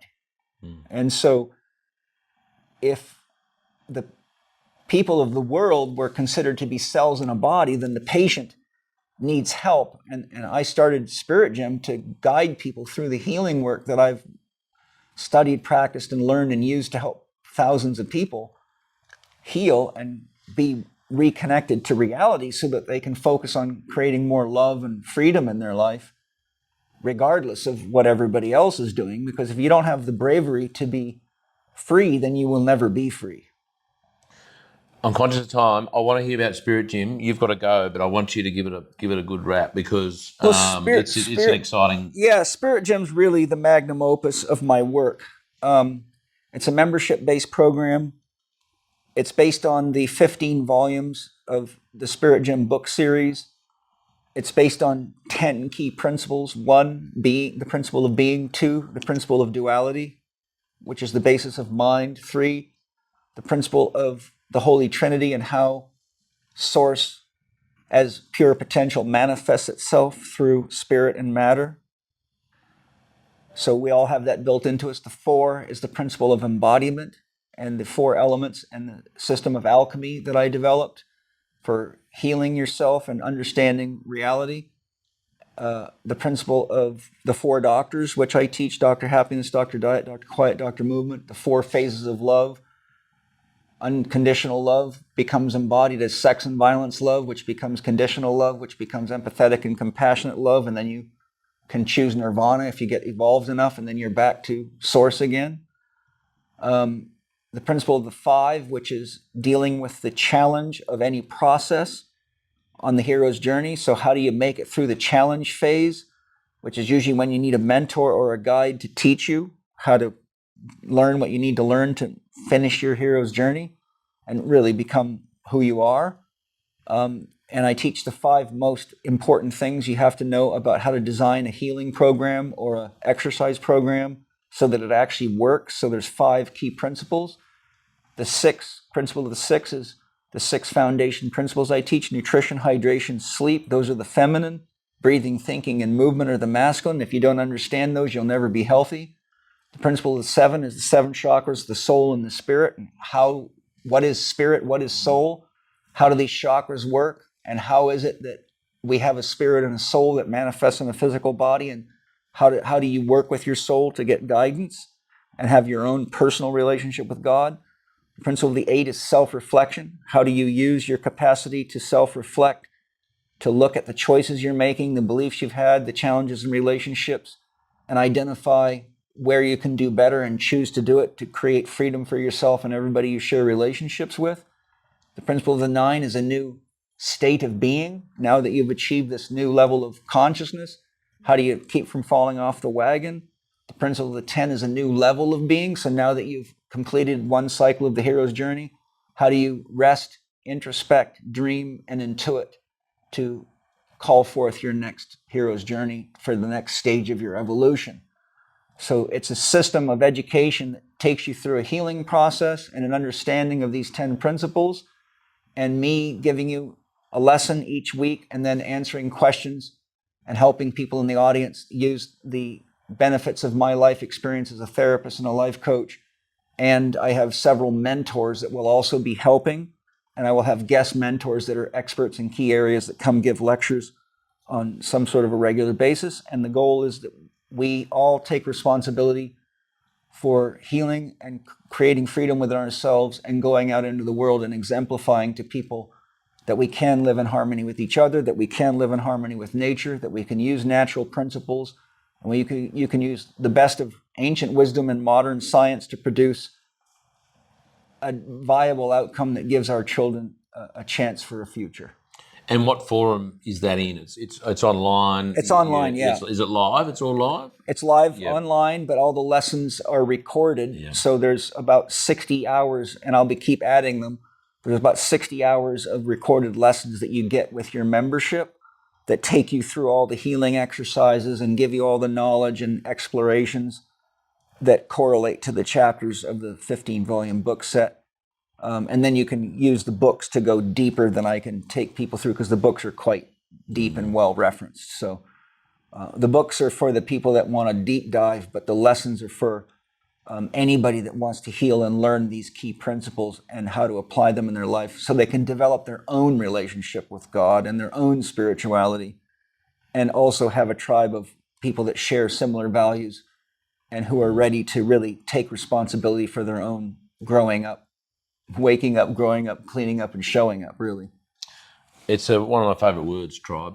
Yeah. Because COVID certainly helped people find their tribe. Yeah, Didn't it? yeah. That's a whole other conversation. And tell me one last question, Paul. How in terms of the investment people make in that? How does that work? Is it sort of? It's $2,400 for the year, which includes access to all the lessons, and you get the weekly lessons from me live, and then you get to spend 60 to 90 minutes with me each week to ask any question in the audience, and then I give you guidance or tell you which lessons will address that challenge. So you get 4 meetings a week that are ultimately about 2 to 2.5 hours long, and you get over 60 hours of training, and you get the guest mentors. You get a PDF copy of How to Eat, Move, and Be Healthy. If you're a member, you get each edition of Spirit Gym on Kindle as part of your membership when it comes out, so you have the deeper stuff. And so really what I did is I put everything that I do with my private clients that pay me, I'm an expensive guy to see. It's $750 an hour for my consulting. And if you watch the testimonials, there's a lot of people that have worked with me on the testimonials, so you can get a sense of what happens. And so really for like peanuts on the dollar compared to working with me privately, you can take advantage of everything that people have paid me a lot of money to learn and go through to heal. And you've got your first session this afternoon. It's today. You got to get organised for that. Paul, so many more questions, a whole list I didn't really even get to, but that's fine. Come back. Well, I am going to come back, and I want to do a little Q&A, and some things you might, if you're okay with it, might have to do a little quick one on a Zoom or a whatever. Yeah, we can do it. I have to go. At some point, you have to go now. No, not now, but in the future, we might try and line up. No problem. I'm just oozing with more questions. Yeah. Paul, that's been fascinating. You've blown my head off and got me thinking so much about it. I love the whole idea of Spirit Gym, and it's a culmination of 40 years of your work. Yeah, and you got an overview of it right there. Right here. That's it. So people go to website? myspiritgym.com. Awesome. We'll put all the details in the show notes. And then you got my podcast too. So that's Spirit Gym with Paul Chek. Yep. Used to be Living 4D, but Spirit Gym with Paul Chek. And the lowest level of Spirit Gym is the podcast membership, where you get the extended play on my podcast, which I'll start putting in Spirit Gym concepts more consistently now. So for anybody that wants a sample that can't afford what is a mentorship, they can start with the Spirit Gym podcast, which is only $7.99 a month. Awesome. So I'm going to do a subscription as well. We are doing one, but a new one. And that's one of the reasons why I wanted to try and track you down and do a little 20-minute session on a topic of your choice. Okay. And we'll just do a bit of a deep dive for our subscribers. Okay. Paul, that was fascinating. And so appreciate and grateful for your time and your conversation. Thank and you. your patience as well. And we'll catch up again very soon. Thanks, buddy. That was so good. Thank you. Don't stop doing what you're doing, okay? I don't have any desire to do anything else. You got another 41 years in you? I'll just go till my soul says it's time to leave. Your work's done. Is that a question you probably don't want to ask your soul? I do, and my soul has told me that I will probably be here till I'm 78 to give my kids the knowledge. They both came here to do world work, so my soul says at least till then. About 78, and then it'll be time for me to leave. But my soul said that my work will be used by many generations after me. You'll live on. We didn't even get to reincarnation. That's next time. Yeah, no, lots of stuff. And you can also mention the Chek Institute, because there's loads of stuff there. That'll be in the show notes as well.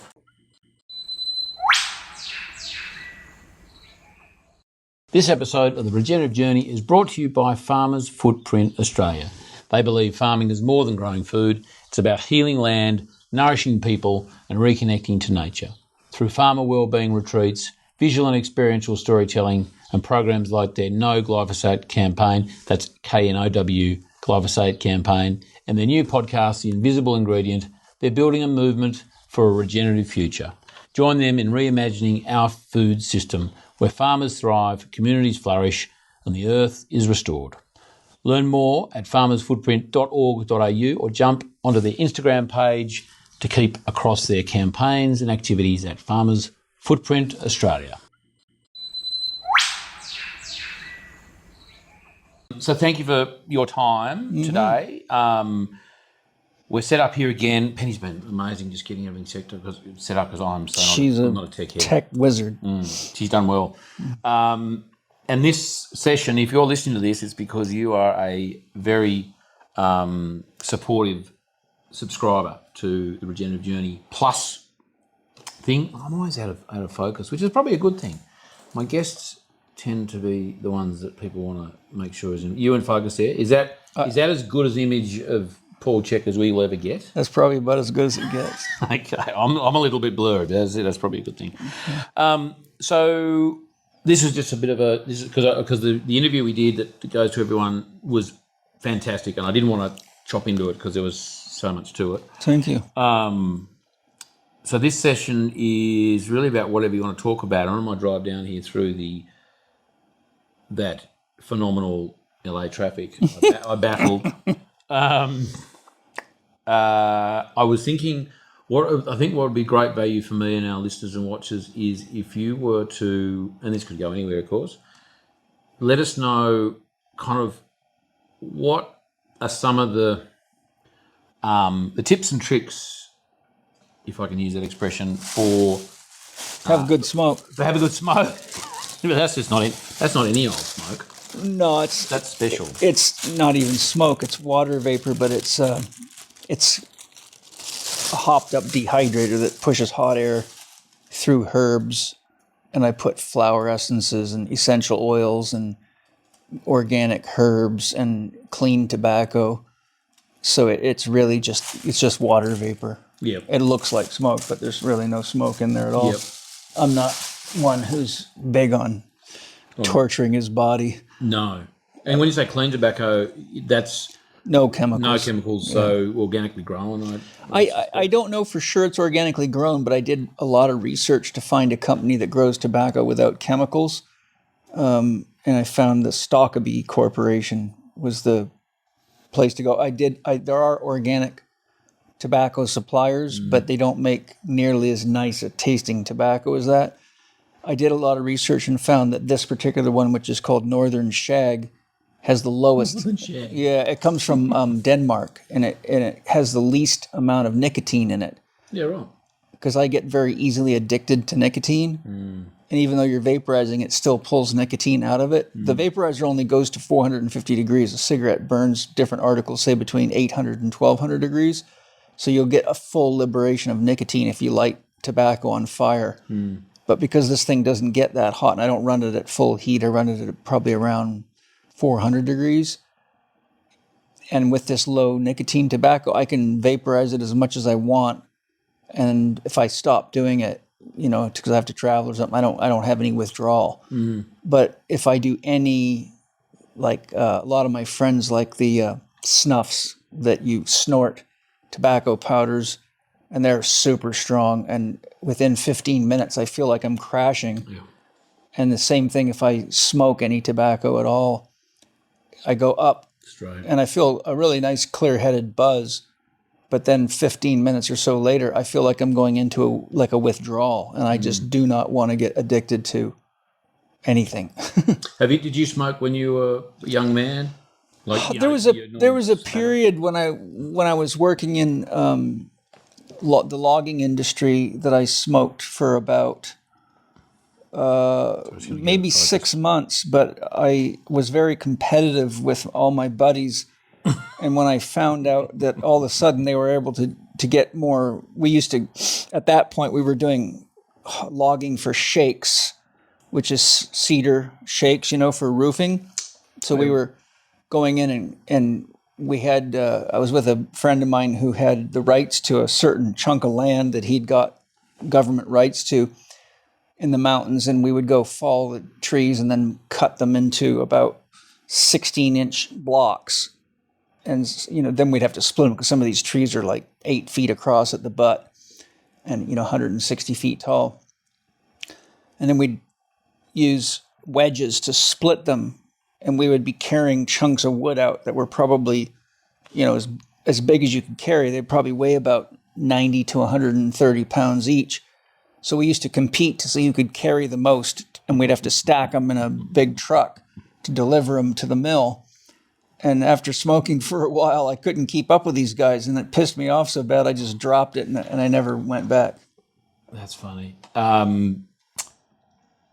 Let me think there. I saw on a video online the other day of a machine that was probably doing that very thing. They were putting in a block, and it was a guilotine. It was going. Yeah. It was automated. Yeah. And it were these perfect. I guess we might call them shingles. Shingles are thinner and smaller. Shakes are about a centimeter or so thick, and they're probably about double the size and length of a shingle. So where do they go in a house? They're the same. They're just it's different style. It looks a little bit more old fashioned, a little more rustic, and they probably last longer because there's more wood to them. Yeah. Right. So you have companies that make shakes and make shingles. Oh, this is on Vancouver Island when I was 17 years old, maybe. So that wasn't that long ago. That was quite a while ago. How old would those trees have been? The 8 foot diameter. That's a pretty. They would have been 500 plus years old. I wish I would have known at the time. If I would have had the consciousness to realize what I was doing, I wouldn't have been cutting trees down like that. But it's a job. I didn't know any better, and it was just working to make a living and feed my family. And looking back on it, it makes me cringe of all the beautiful trees I cut down. But you grow up and you learn. Hemp's quite a. Did some research recently on hemp in Australia. It's not taking off, but there's certainly a lot of research in terms of an alternative to timber for construction and even the moulding they can do and it's really incredible. Well, there was a huge hemp industry in the United States, but Rockefeller shut it down because he didn't want anything to compete with his oil-based products. So the reality of it is, growing hemp, we could leave the forests untouched, and hemp, as you're probably aware, not only makes a wide variety of medicinal molecules, but can be used for textile. I got these shoes I'm wearing are made of hemp. And that, I believe, is the stalk. Bark? It's the stalk. The stalk. Okay. Yeah. There's other stuff you can make with the outside of the bark, I guess it is. Is that right? I'm not sure all the thing. Hemp is so versatile, it's mind-blowing. And you literally could completely eliminate the lumber industry because they can actually compress it and make the equivalent of 2x4s and all the things we use to build houses. I mean, it would literally you can make everything you do out of lumber with it, and you can make probably multiple hundreds of different molecules that come out of the hemp plant of medicinal types. And you've also got the oil, which has got a lot of therapeutic and nutritional benefits. So it's one of these miraculous products, but due to the nefarious forces that got a hold of all of us and still do have us by the throat, hemp farming kind of was forced into disappearance. And I would love to see it make a comeback for things other than just marijuana, because it's so versatile. It would really change our relationship with the environment, because I'm sure that the logging industry is just totally destructive to the environment. Well, in Victoria, in Australia, I know I was talking to a fellow the other day about it. He's trying to convince, and he probably never will be able to, the Victorian government, who are big supporters of the logging industry in Victoria, which was, it's a state with a lot of natural resource, you might call it that. Yeah. And he was wanting them to redeploy the idle logging equipment. Basically, it wouldn't be a one-for-one type of thing, but say, which is sitting idle in a lot of cases, to then be utilised in the hemp industry, different product and different similar machinery, but it could be redeployed in some way, and they're just going no, because they're somewhat beholden to the forestry industry. So they wouldn't want to encourage the lumber industry is a big industry, and it's like, it's its own mafia, so that's why they're not going to let hemp be grown, because unless they become the hemp growers, they're going to lose billions and billions of dollars. But isn't that just the disease that has the world, right? It's one of many examples, isn't It's it? money instead of sustainability. And Henry Ford built a whole car out of it, didn't he? I don't know about that, but I wouldn't doubt it. I mean, you like I said, I've looked into it. You can make so many things out of hemp. It's crazy. It's really versatile. Let's bring it back to you. So tips and like things that you might recommend people do. And I'm thinking almost chronologically through a day.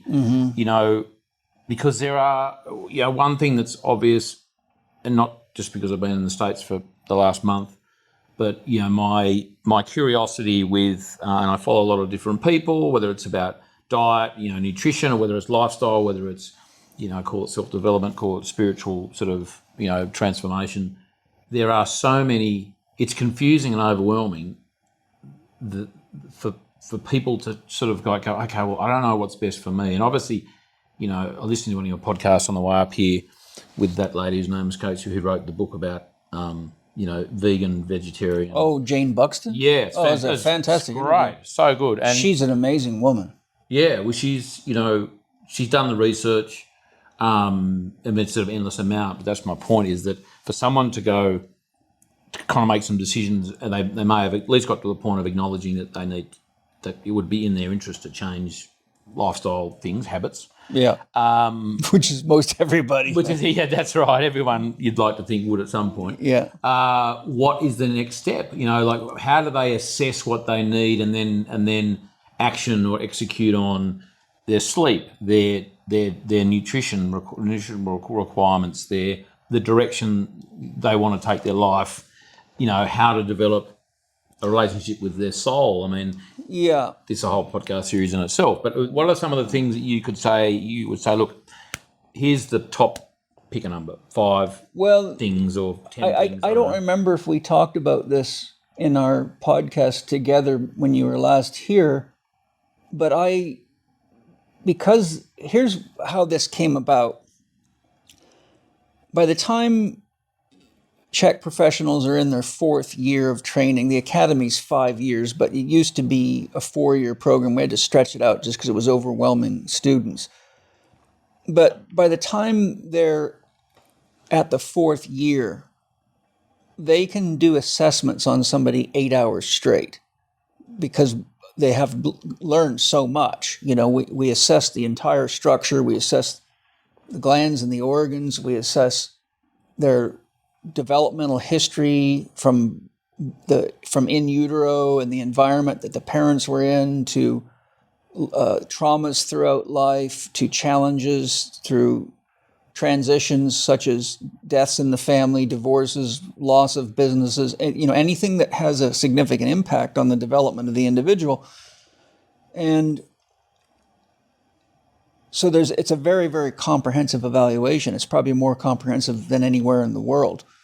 And the problem that occurred around in the early 2000s is some of my top instructors and students that were very, skilled people. One of them, Matthew Wald's a naturopathic and osteopathic physician, and he was, when he started training with me 27 years ago, he's my director of education now.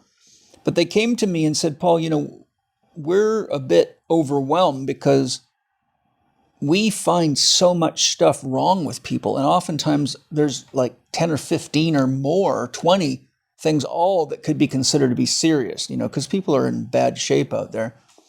And so they said, what we don't understand is, how do you take all this information and synthesize it down into a program, knowing that you're doing what's the most important thing to do for our client first?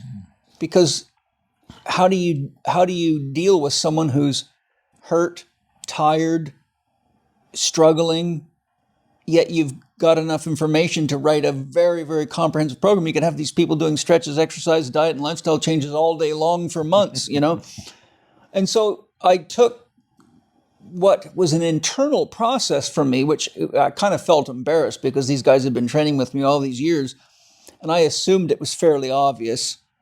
And by this time, they had, so it must have been around 2004 because my book, How to Eat, Move, and Be Healthy was out. But in a long story made short, what I did is I sat down and I wrote down my own inner process, and that became the 4-doctor model. So what I did is I developed a 4-step process that can be used by a layperson, or it can be used by the most advanced medical professionals there is, and it still works the same. It's just the depth that you go into it changes depending on the skill level and the amount of data you gather. And this will answer your question. So the first thing that I have to do whenever I'm working with a patient or a client that needs help, and this is the first thing everybody needs to do, we start with number 1 in my system. That's one, love. What do you love enough to change for, to grow for, and to get your heart in? Get your heart involved in it. So in a general theme, we call that, what is your dream? So if you came to me, say, with chronic back pain, I'd say, Charles, well, what is your dream for coming to see me? And if that's not clear, what would be your specific goal or objective? And then I would qualify that. I say that if it's not at least a 7 out of 10 for I'm inspired and motivated to do this, it means we don't have a good enough dream, goal, or objective. Because without a clearly defined dream, goal, or objective, there's nothing to create a sense of levity that overcomes the inertia of the habits and the behaviors that led to the issues that people get stuck with. Remember, 85% of all orthopedic injuries are idiopathic, which means when the patient goes to the doctor and says, how did you hurt yourself? They don't know. They didn't fall off a ladder. They didn't lift up a suitcase in the airport. They just don't know. So what that tells you is that these things are progressively coming on, and they're chronic things that are, it's just like, a mosquito sucking your blood. 1 or 2 won't get you, but 500 will. So if you say, what are all the mistakes people are making on a daily basis, and you add them all up, well, it's enough to cause so much stress that the body cannot effectively respond to it. So no matter who it is, there's always lots of these things going on. So I have to say, what is it that you love enough to change for, to manage yourself well for, to make the diet and the lifestyle changes that will bring you into a state where you have enough healing energy, anabolic energy, to recover, and to grow into what it is that you choose to be or do with yourself. Like if you said to me, I've got to run my farm, and that's very important to me, and yes, my heart is into it, I would say, well, that's a really good dream, goal, or objective. So if we don't establish that, then what I found out is that no matter how good the program is, no matter how good the supplements you give them are, it never works, because people have got so many unconscious habit patterns, and a lot of them are reactions to stress. So you get things like a lot of coffee drinking, you get drinking alcohol, you get recreational drugs, you get distractions with video games, with television, social media. And that's because if a person consciously or unconsciously creates a life that's not fulfilling, they actually get caught in a flatland experience where, like, it's all they're doing is just working to pay bills all the time, or trying to survive instead of thrive. So if a person is in that existence, then they have to create a second reality. They have to way to get out of this reality. So you see that, we've got this massive wave now of psychedelic use. We've got huge addiction problems to video games and social media. We have had for a long time tremendous problems with alcohol addiction. And then now we have, almost, I would say, excessive use of marijuana. And now they're legalizing mushrooms in lots of places. So what I've seen is that as more and more of these, shall we say, state-shifting molecules become available, people go deeper and deeper into them because they don't have a sense of direction in their life. They don't have something that inspires them to take care of themselves. For example, if I say, hey, here's a pill that'll get you really high, but it'll cause a lot of back pain. Well, you as a farmer might think, well, if it gets me high for a few hours, but then I got back pain and I can't go take care of my farm, I'm screwing myself. So right away, you're saying, what is important enough for me to make decisions with, right? Without that sense of clear sense of direction or dream or goal or objective, you don't have any way to establish values for making effective decisions. So step one in my program is, what do you love enough to grow for, to change for, or to become? Step two is based on the fact that there's only two forces that create everything in the universe. The feminine, which in Taoism or Chinese medicine is called yin, and that relates to the parasympathetic nervous system, growth, accumulation, regeneration, restoration, and also links to the right brain and to learning. So that relates to hydration, it relates to sleep, and it relates to nutrition. So we have the complementary opposite force, yang. So yin multiplies power and accumulates resources. Yang, the masculine, divides power and utilizes energy and resources. So the more things a person's doing that are what's classically called catabolic, which means tissue destructive, such as work, physical labor, going to a gym, drinking coffee, drinking alcohol, anything that speeds the system up or activates the sympathetic nervous system, the fight-flight nervous system, which is what shifts the blood flow out of the organs and glands into the musculoskeletal system to ready you for action. Like if you're nervous or you're anxious or you're scared, that'll trigger a sympathetic reaction, and your muscles will get tighter, you'll get adrenaline flow, you'll have a higher level of cortisol, your sense of alertness will go up. And that's really, for example, why people drink so much coffee, because if they're not getting enough sleep, they feel tired all the time, so they need something to activate them and pick them up. But eventually that'll burn the adrenal glands out, because cortisol is made by the adrenal glands. And so you basically have to look at your life in general and say, okay, what am I doing to restore myself? So how do we restore ourselves? We drink quality water. We eat clean, organically grown or biodynamically grown food, or regeneratively farmed food, or animal caught fish, because farm fish is very, very toxic. Okay.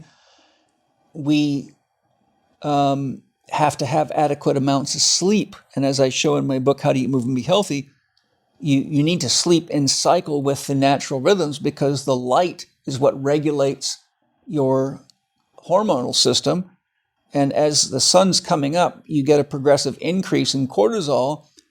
And as it goes down and cortisol drops down, melatonin goes up. And melatonin is the trigger that releases your anabolic hormones, which are your growth and repair hormones. So when people keep staying up late at night and being stimulated by lights and screens, they keep their cortisol levels up.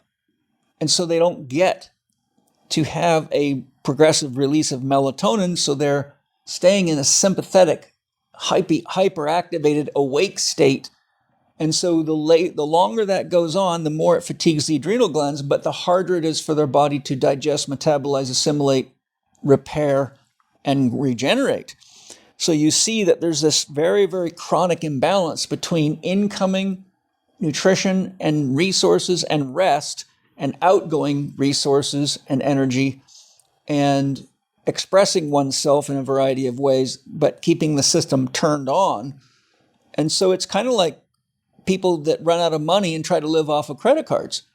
If you don't balance the autonomic nervous system and you don't have enough incoming yin, feminine resources and energy relative to what you're utilizing from nutritional resources, your body's internal reserves.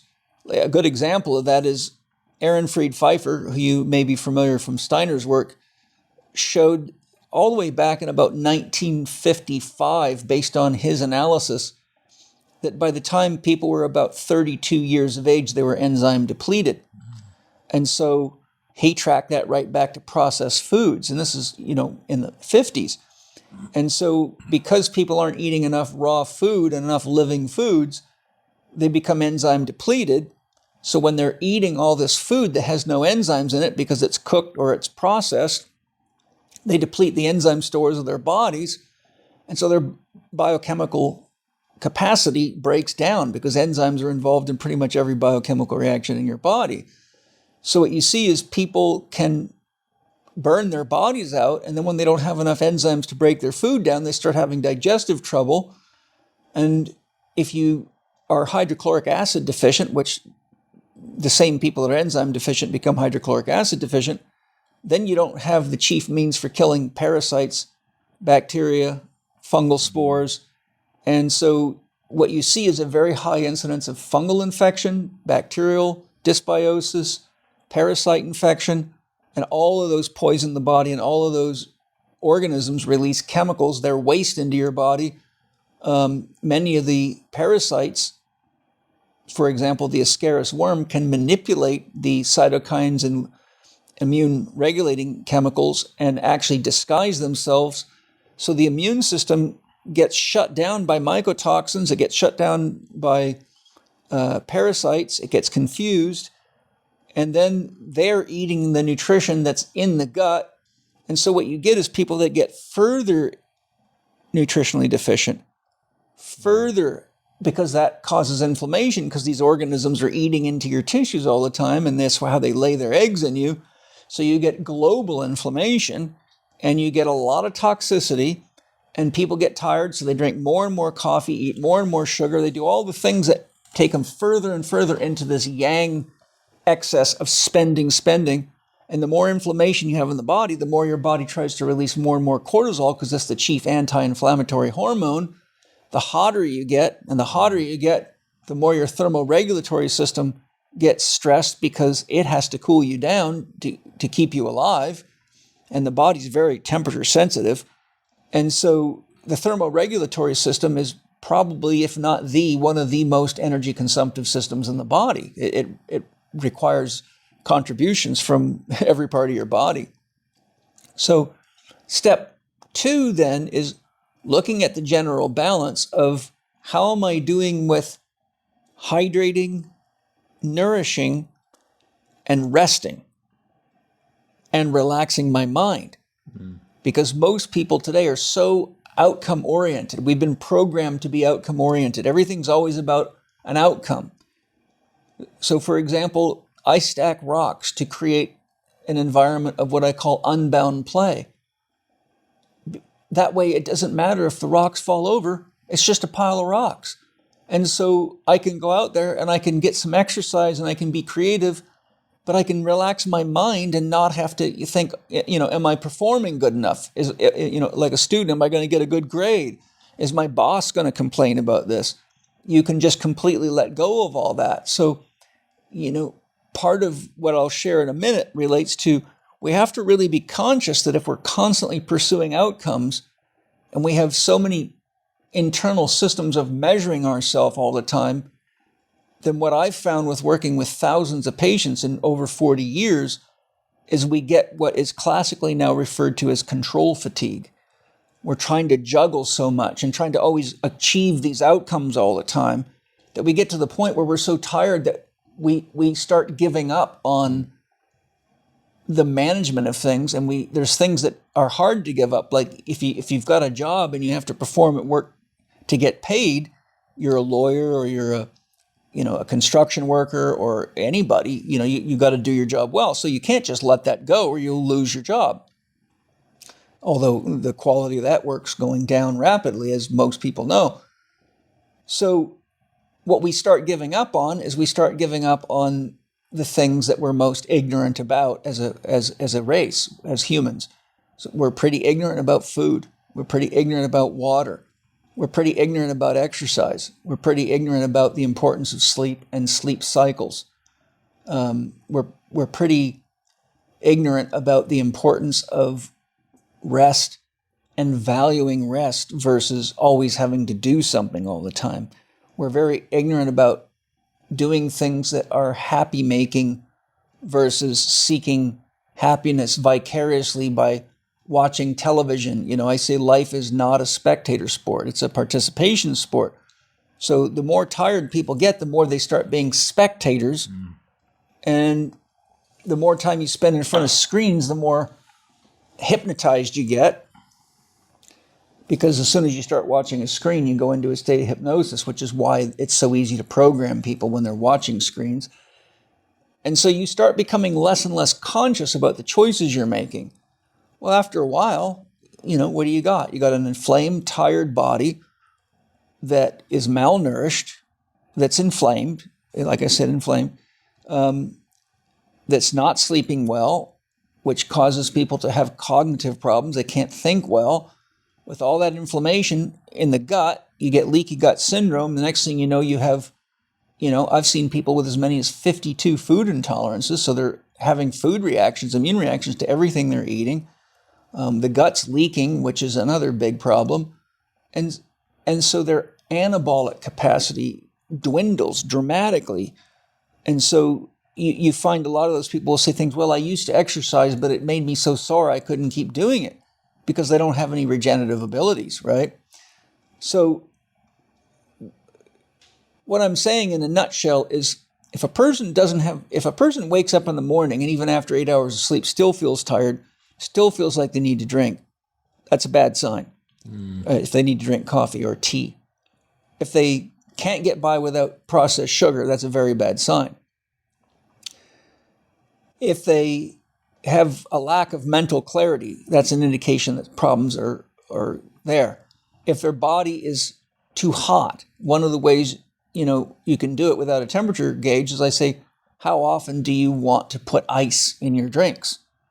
If you look around, even here on a winter day, you can go to any gas station and see people coming in constantly getting huge giant cups of soda pop filled with ice. And I'm like, who would want to drink ice water on a cold day like that unless they were already overheated inside? And you see this going on all over the world. And so if you're overheated, then that's not a good sign. And one of the ways you can tell is when you have these inflammatory syndromes, people have it, and especially as the adrenal glands begin to fatigue, people have a tendency to wake up in the middle of the night, usually between 1 and 3 in the morning, hot and sweaty, and they end up being wide awake, and they have a hard time getting back to sleep, and they usually fall asleep just about the time they're supposed to get up. And so what you're seeing is that there's so much heat in the body, and because there's so much garbage getting into the body because the immune system can't keep up and the gut's leaking, then in the middle of the night, they're getting a very strong cortisol release to try to counterbalance all the inflammation in their body. And parasites have the opposite day-night cycle that most organisms do. So they're active. Full moon for a parasite is like high noon for us. So at night when we're supposed to be asleep, regenerating ourselves, if you've got a lot of funguses in you and you've got parasites in you, then what happens is they're actually doing their busy work, boring into your body to lay their eggs and eating up your food and making a lot of inflammation when you're supposed to be asleep, and the body picks up that inflammation and triggers a cortisol release, which wakes you up. And this progressively burns the adrenals because the body doesn't get to go into a state of restoration at night. It's constantly working. And another thing that people do that, as a side note, that's a really bad idea is they eat big meals right before bed. And you should not do that because your glands and organs cannot rest all night. And so you wake up feeling very kind of lethargic and tired. But the other thing is that people don't pay attention to the fact that your body's constantly broadcasting to you some things that most people are not aware of, but they should be aware of is the quality of your hair. You know, now for me, that's not a problem, but grass doesn't grow in a busy street. What are you saying about me? That you Just good genes. that you have such powerful anabolic abilities. So, you know, you see hair getting dry. You see split ends. You see hair that's just not healthy. It's brittle. A lot of people notice their hair starts falling out. You look at fingernails and toenails, and you'll see ridges. You'll see check marks. You'll see little white spots, which is almost always an indication of a zinc deficiency. Yeah. You'll see nails that get too weak. You'll see nails that get brittle. So there's a number of things, but that's telling you a lot about your nutritional status and your mineral and your trace mineral status. You look at, if your cortisol levels are too high, the first thing that happens is you start accumulating fluid around the belly button, which looks like fat. And as the cortisol stays high, because when we're under stress, the body perceives we're in a fight or flight situation, it begins to hold on to water because it thinks maybe we're going into a battlefield or a dangerous situation.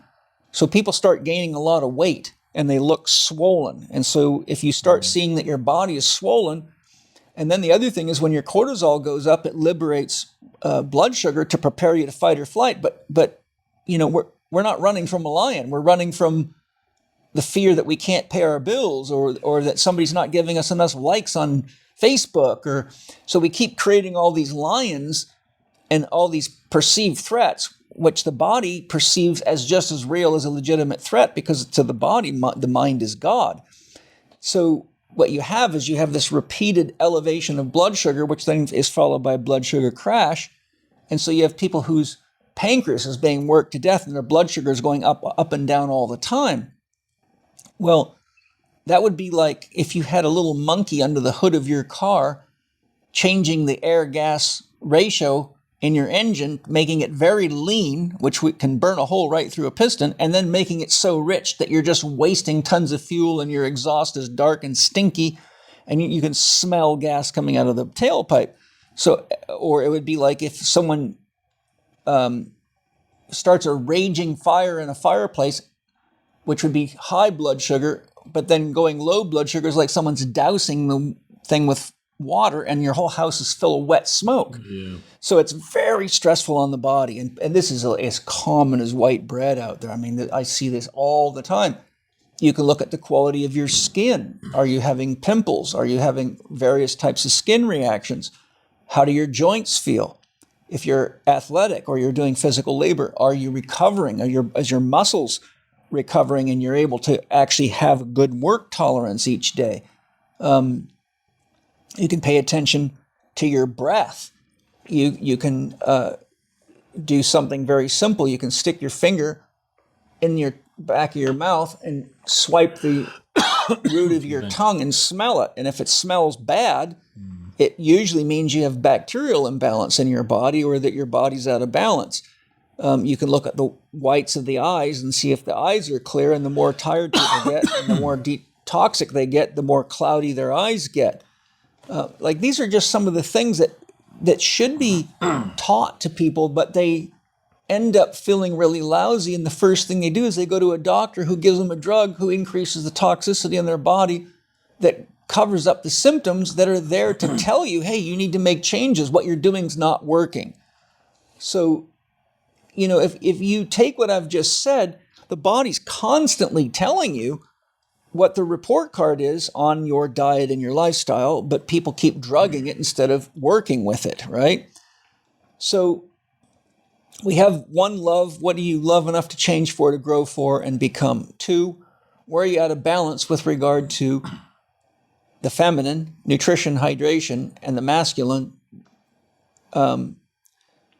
which is Dr. Movement and Dr. Happiness. So we'll get to the 4, which is the 4 doctors. The 3 is there's only 3 choices you can make in relationship to any person, place, or thing. The optimal, which is the best for you and everybody involved in what I call your dream team, which is the people that are helping you. For example, if your dream is to run a farm successfully, then I would say, well, everybody that works for you is on your dream team. So if you make decisions that are disruptive to the dream team, like maybe you start getting a little carried away with alcohol and start showing up late to work and all your workers are going, well, I don't know what the hell to do today. Or you forget to, do specific things you got to do to keep animals healthy or crop work or whatever, you can destroy your whole dream, right? So The 4 doctors can also be broken down into the 6 foundation principles. Dr. Diet and Dr. Quiet correlate to nutrition, hydration, and sleep. Dr. Happiness and Dr. Movement correlate to breathing, thinking, and movement. Because most of the things that we do for happy making and movement are yang, because they're utilizing more energy and resources per unit of time than they're cultivating. A yin activity regenerates more energy and gives you more resources per unit of time. For example, when you sit and have a nice meal and drink good water, you're actually bringing in a lot more energy and resources than it costs for you to sit there and have the meal, right? But if it takes you 30 minutes to eat the meal, and we say the cost of running your body for 30 minutes relative to what the meal gave you leaves you with a surplus, but then if I take you into the gym and work you out for 30 minutes, you will leave with a deficit, which is why it's called working out, okay? Because you're spending, not gaining. And that's another problem, because a lot of people that have all these problems that gain a lot of weight start going to gyms and getting on exercise programs, and they can't figure out why they're not getting lean or getting fit or getting strong, because they don't have enough anabolic reserve to respond to the stress in their body plus the exercise. So you see people that actually go to the gym and get fatter and more tired and start having a lot of injuries because they're pushing themselves so hard now. It's like they're redlining the whole system, but they think they're doing what they're supposed to be doing because we have an uneducated health and exercise system. And they haven't sat down to good meals where they're actually replenishing and renewing and they're not getting enough rest. Nutrition and the rest, yeah. Yeah.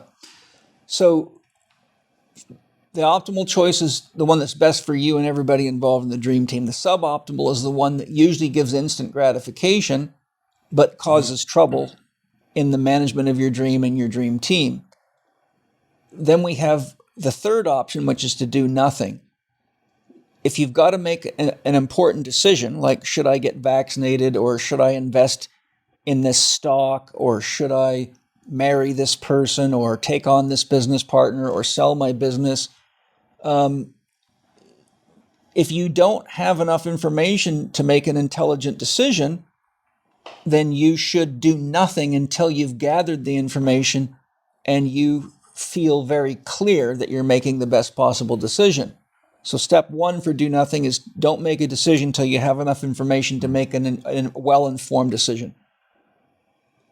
Application 2 for doing nothing means if you're having an argument or a dispute with somebody that you have a relationship with, and you cannot stay connected at the heart and you're at risk of damaging the relationship, you should call time out and do nothing with regard to continuing this battle, because you could damage the relationship indefinitely, and that can lead to a lot of stress in your life, and it's not healthy, and it's not a great way to live, because you ultimately burn bridges everywhere you go. So in that state, you call a timeout and you say, look, I'm having a hard time staying connected at the heart. I'd really like to come back to this when I can stay connected with you and I don't feel at risk of damaging the relationship, and you just got to walk away.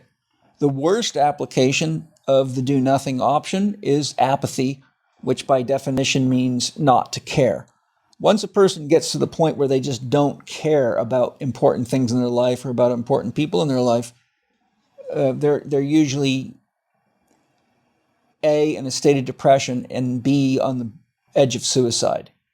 And you'd be surprised how many people are apathetic.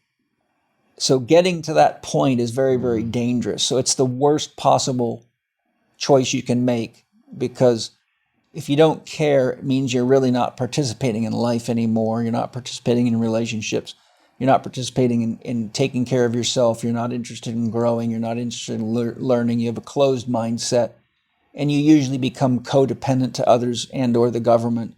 And you're not really supporting the world that's carrying the weight of you.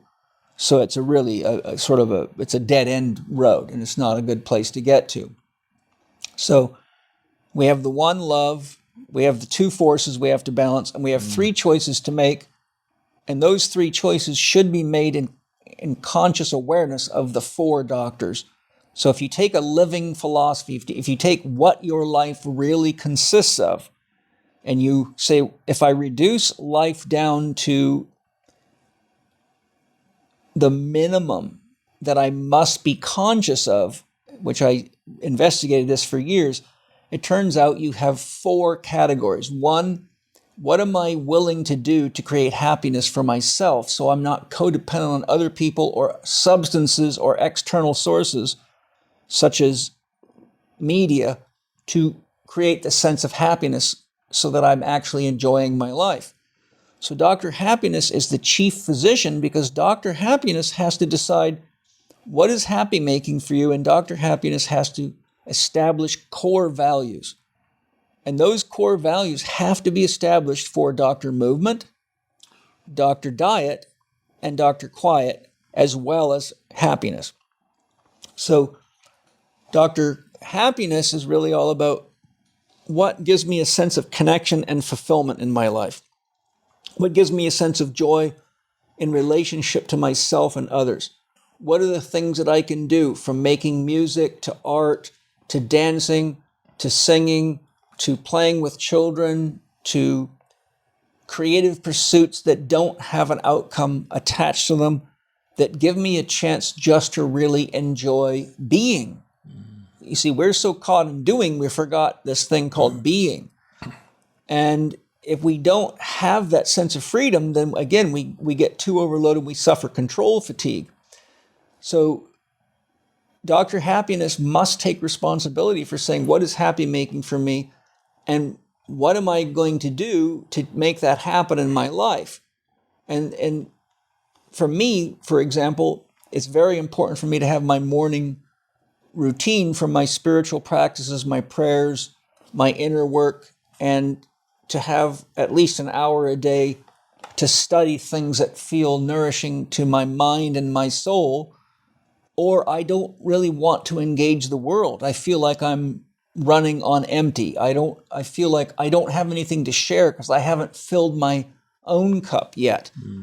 And so Dr. Happiness turns out at the end of the day to be very important, because if you look at what most people do to medicate the fact that they're not happy in their work and their relationships, well, it turns out to be that not being happy in your relationship with yourself, your relationship with others, and your relationship with life itself is probably the root cause of most drug use, most illnesses, most diseases. So our culture has become so used to buying happiness in pills or, in external forms, it's lost its way with regard to how to create happiness. And I have to work with people to teach them how to do that. Then we have to say, how much movement do I need to meet the requirements for baseline health? Well, most experts say you need at least an hour of exercise a day. I say that depends on the intensity and the type of exercise. So my general guideline is you need 30 to 60 minutes of movement a day, and that movement has to be of the right type and variety to give you the physical and physiological health and stability that it takes just to be a healthy human being living in a field of gravity. Okay. Then with Dr. Movement, we have to say, well, what is your dream? Well, if you come to me and say my dream is to run my farm effectively and really do that without pain getting in the way and problems, then I have to say, well, okay, Charles, we're going to have to get you in better shape than just the average individual, because the average individual is not moving hay bales and managing animals and equipment and tools and things that require some physical strength and some, integrity of the body. So you're going to have an exercise program that builds you up in the right movement patterns and gives you the right amount of strength, power, agility, speed, coordination, balance, endurance to fit that environment. Okay? Or you're going to get injured. It's just a matter of time. If people use their physical labor as their exercise program, then day by day their body deconditions until that's their maximum level. So what happens is you take a guy who's really fit, like I am, put me in a job, say as a policeman, but then I tell myself I don't have time to exercise. Well, the next thing you know, a couple of months later, I've lost all my strength because I'm not training anymore, and now I'm at the maximum level, and the next thing you know, I'm in an altercation with someone, or I got to chase some guy down, and I tear a hamstring or blow my back out. So if we don't my estimate is you should have at least 30% higher of a level of conditioning than your work or dream environment demands, or you don't have enough reserves to deal with the challenges that inevitably come when you don't get enough sleep, or when you're traveling, or when you have a crisis in your life or your family. If you have a 30% reserve, then you have enough to make it through these things. And so these are real factors. So in a nutshell, with movement, you got to have enough to keep yourself healthy, to meet the requirements of being a healthy human being in general, and then you got to have enough conditioning to deal with the environment that is conducive to your life, your dream, your work. Then you have to look at food. You say, okay, doctor, diet. You have to have some ground rules there. For example, all my patients are taught you will not do well if you don't eat clean organic food or better than organic biodynamic or various other systems, Korean farming. Some of these things now produce better food than classic organic farming because, as you know, organic's now kind of been washed out. But the quality of the food is important. And as you know, the food cannot be any better than the soil it came from. So you have to seek out sources for well-farmed, nutritious food, or you're going to chronically have problems and you will never be able to repair your body on a daily basis. You'll just go further and further into a deficit. And one of the things I show in my book, How to Eat, Move, and Be Healthy, to really drive this home, is I cite research by John Berardi, a PhD nutritionist, and he showed that it takes 55% of the calories we eat just to run the machinery of the body to get the food from mouth to anus. So if you eat 1,000 calories, 550 of those calories are just to keep the lights on in the factory running before you can spend them on your exercise, your work, your joy, your play, Does that your include kids. your brain function? Like thinking. Well, it's not looking at brain functioning. It's looking at what does it take to digest, metabolize, assimilate, detoxify, and eliminate. So it's just running the factory of transforming food into body and eliminating waste. That's a lot of calories. The basic process. Survival. Yeah. Right? Yeah. Just the basic survival mechanisms. So, for example, people don't think about this when they go on these low-calorie diets and don't realize that they're actually putting themselves in harm's way. And what got them in trouble in the first place was that they were eating food that had such low nutrient levels in it that by the time the body runs the machinery to get it from mouth to anus, it's actually going into a nutritional deficit, right? Because you're not bringing enough nutrition to meet the factory needs, as a metaphor, right? So you're just, every meal, you're going into a hole. It's kind of like smoking cigarettes or drinking alcohol too much. Your body can only repair your lungs at a certain rate and detoxify that poison at a certain rate. And your liver can only repair itself from the damage caused by alcohol and the toxicity caused by alcohol, and your brain at a certain rate. So if the intake of a toxin is greater than the body's ability to detoxify and clean itself, then you end up with a disease, is what you get. So with food, we have to consider hydration. The average person needs about half their body weight in ounces of water a day as a general rule of thumb. Or if you're in a metric system, you take your kilograms of body weight and multiply it by 0.033 to get liters of water a day. So if you weigh 100 kilograms, you'd need 3.3 liters of water a day. Sure. Okay, so that's an average. I know a lot of people have come back to me and said, oh, well, that's not accurate because, food's mostly water. I eat a lot of vegetables, meat's 70% water. That's until you cook it. And I say, well, I got news for you. Water is the chief solvent in nature. It's the chief solvent in your body. And water cannot do its work as water if there's anything in it. So everything that you just said to me has water, and it has to go through the digestive process. And that water is tied up in the food, and it's loaded with chemicals, minerals, solutes of all sorts. So my rule is if you cannot see through it, it does not count as water. Tea has to go through the digestive process. Gatorade, Coca, all these things, tea, soda pop, all of that has to go through a digestive process. So it's not actually adding the ability for your body to have clean water to neutralize toxins, dilute toxins, and remove toxins. And clean water, if it's healthy water, brings a lot of energy into your body and information that your body needs. But once you put that water in food or you put it into various things, it's not water anymore. It's now actually food. It's not water, or it may not even be food. It's chemical. It's just chemicals. And so my point is you have to have a high quality of food. You have to have a high quality of water and the right amount of water, or you'll be in big trouble, because even 1% dehydration of the central nervous system can cause significant psychological disorders. And that's well documented by Dr. Batman Gilich, who wrote the book, Your Body's Many Cries for Water. Then we have to say, well, what is it that my body specifically runs best on? As I show in my book, How to Eat, Move, and Be Healthy, this is all based on genetics. For example, if your mother comes from an Aboriginal, let's say, just to make it obvious, Eskimo culture, which is they eat 90% fat and protein, and your father comes from, say,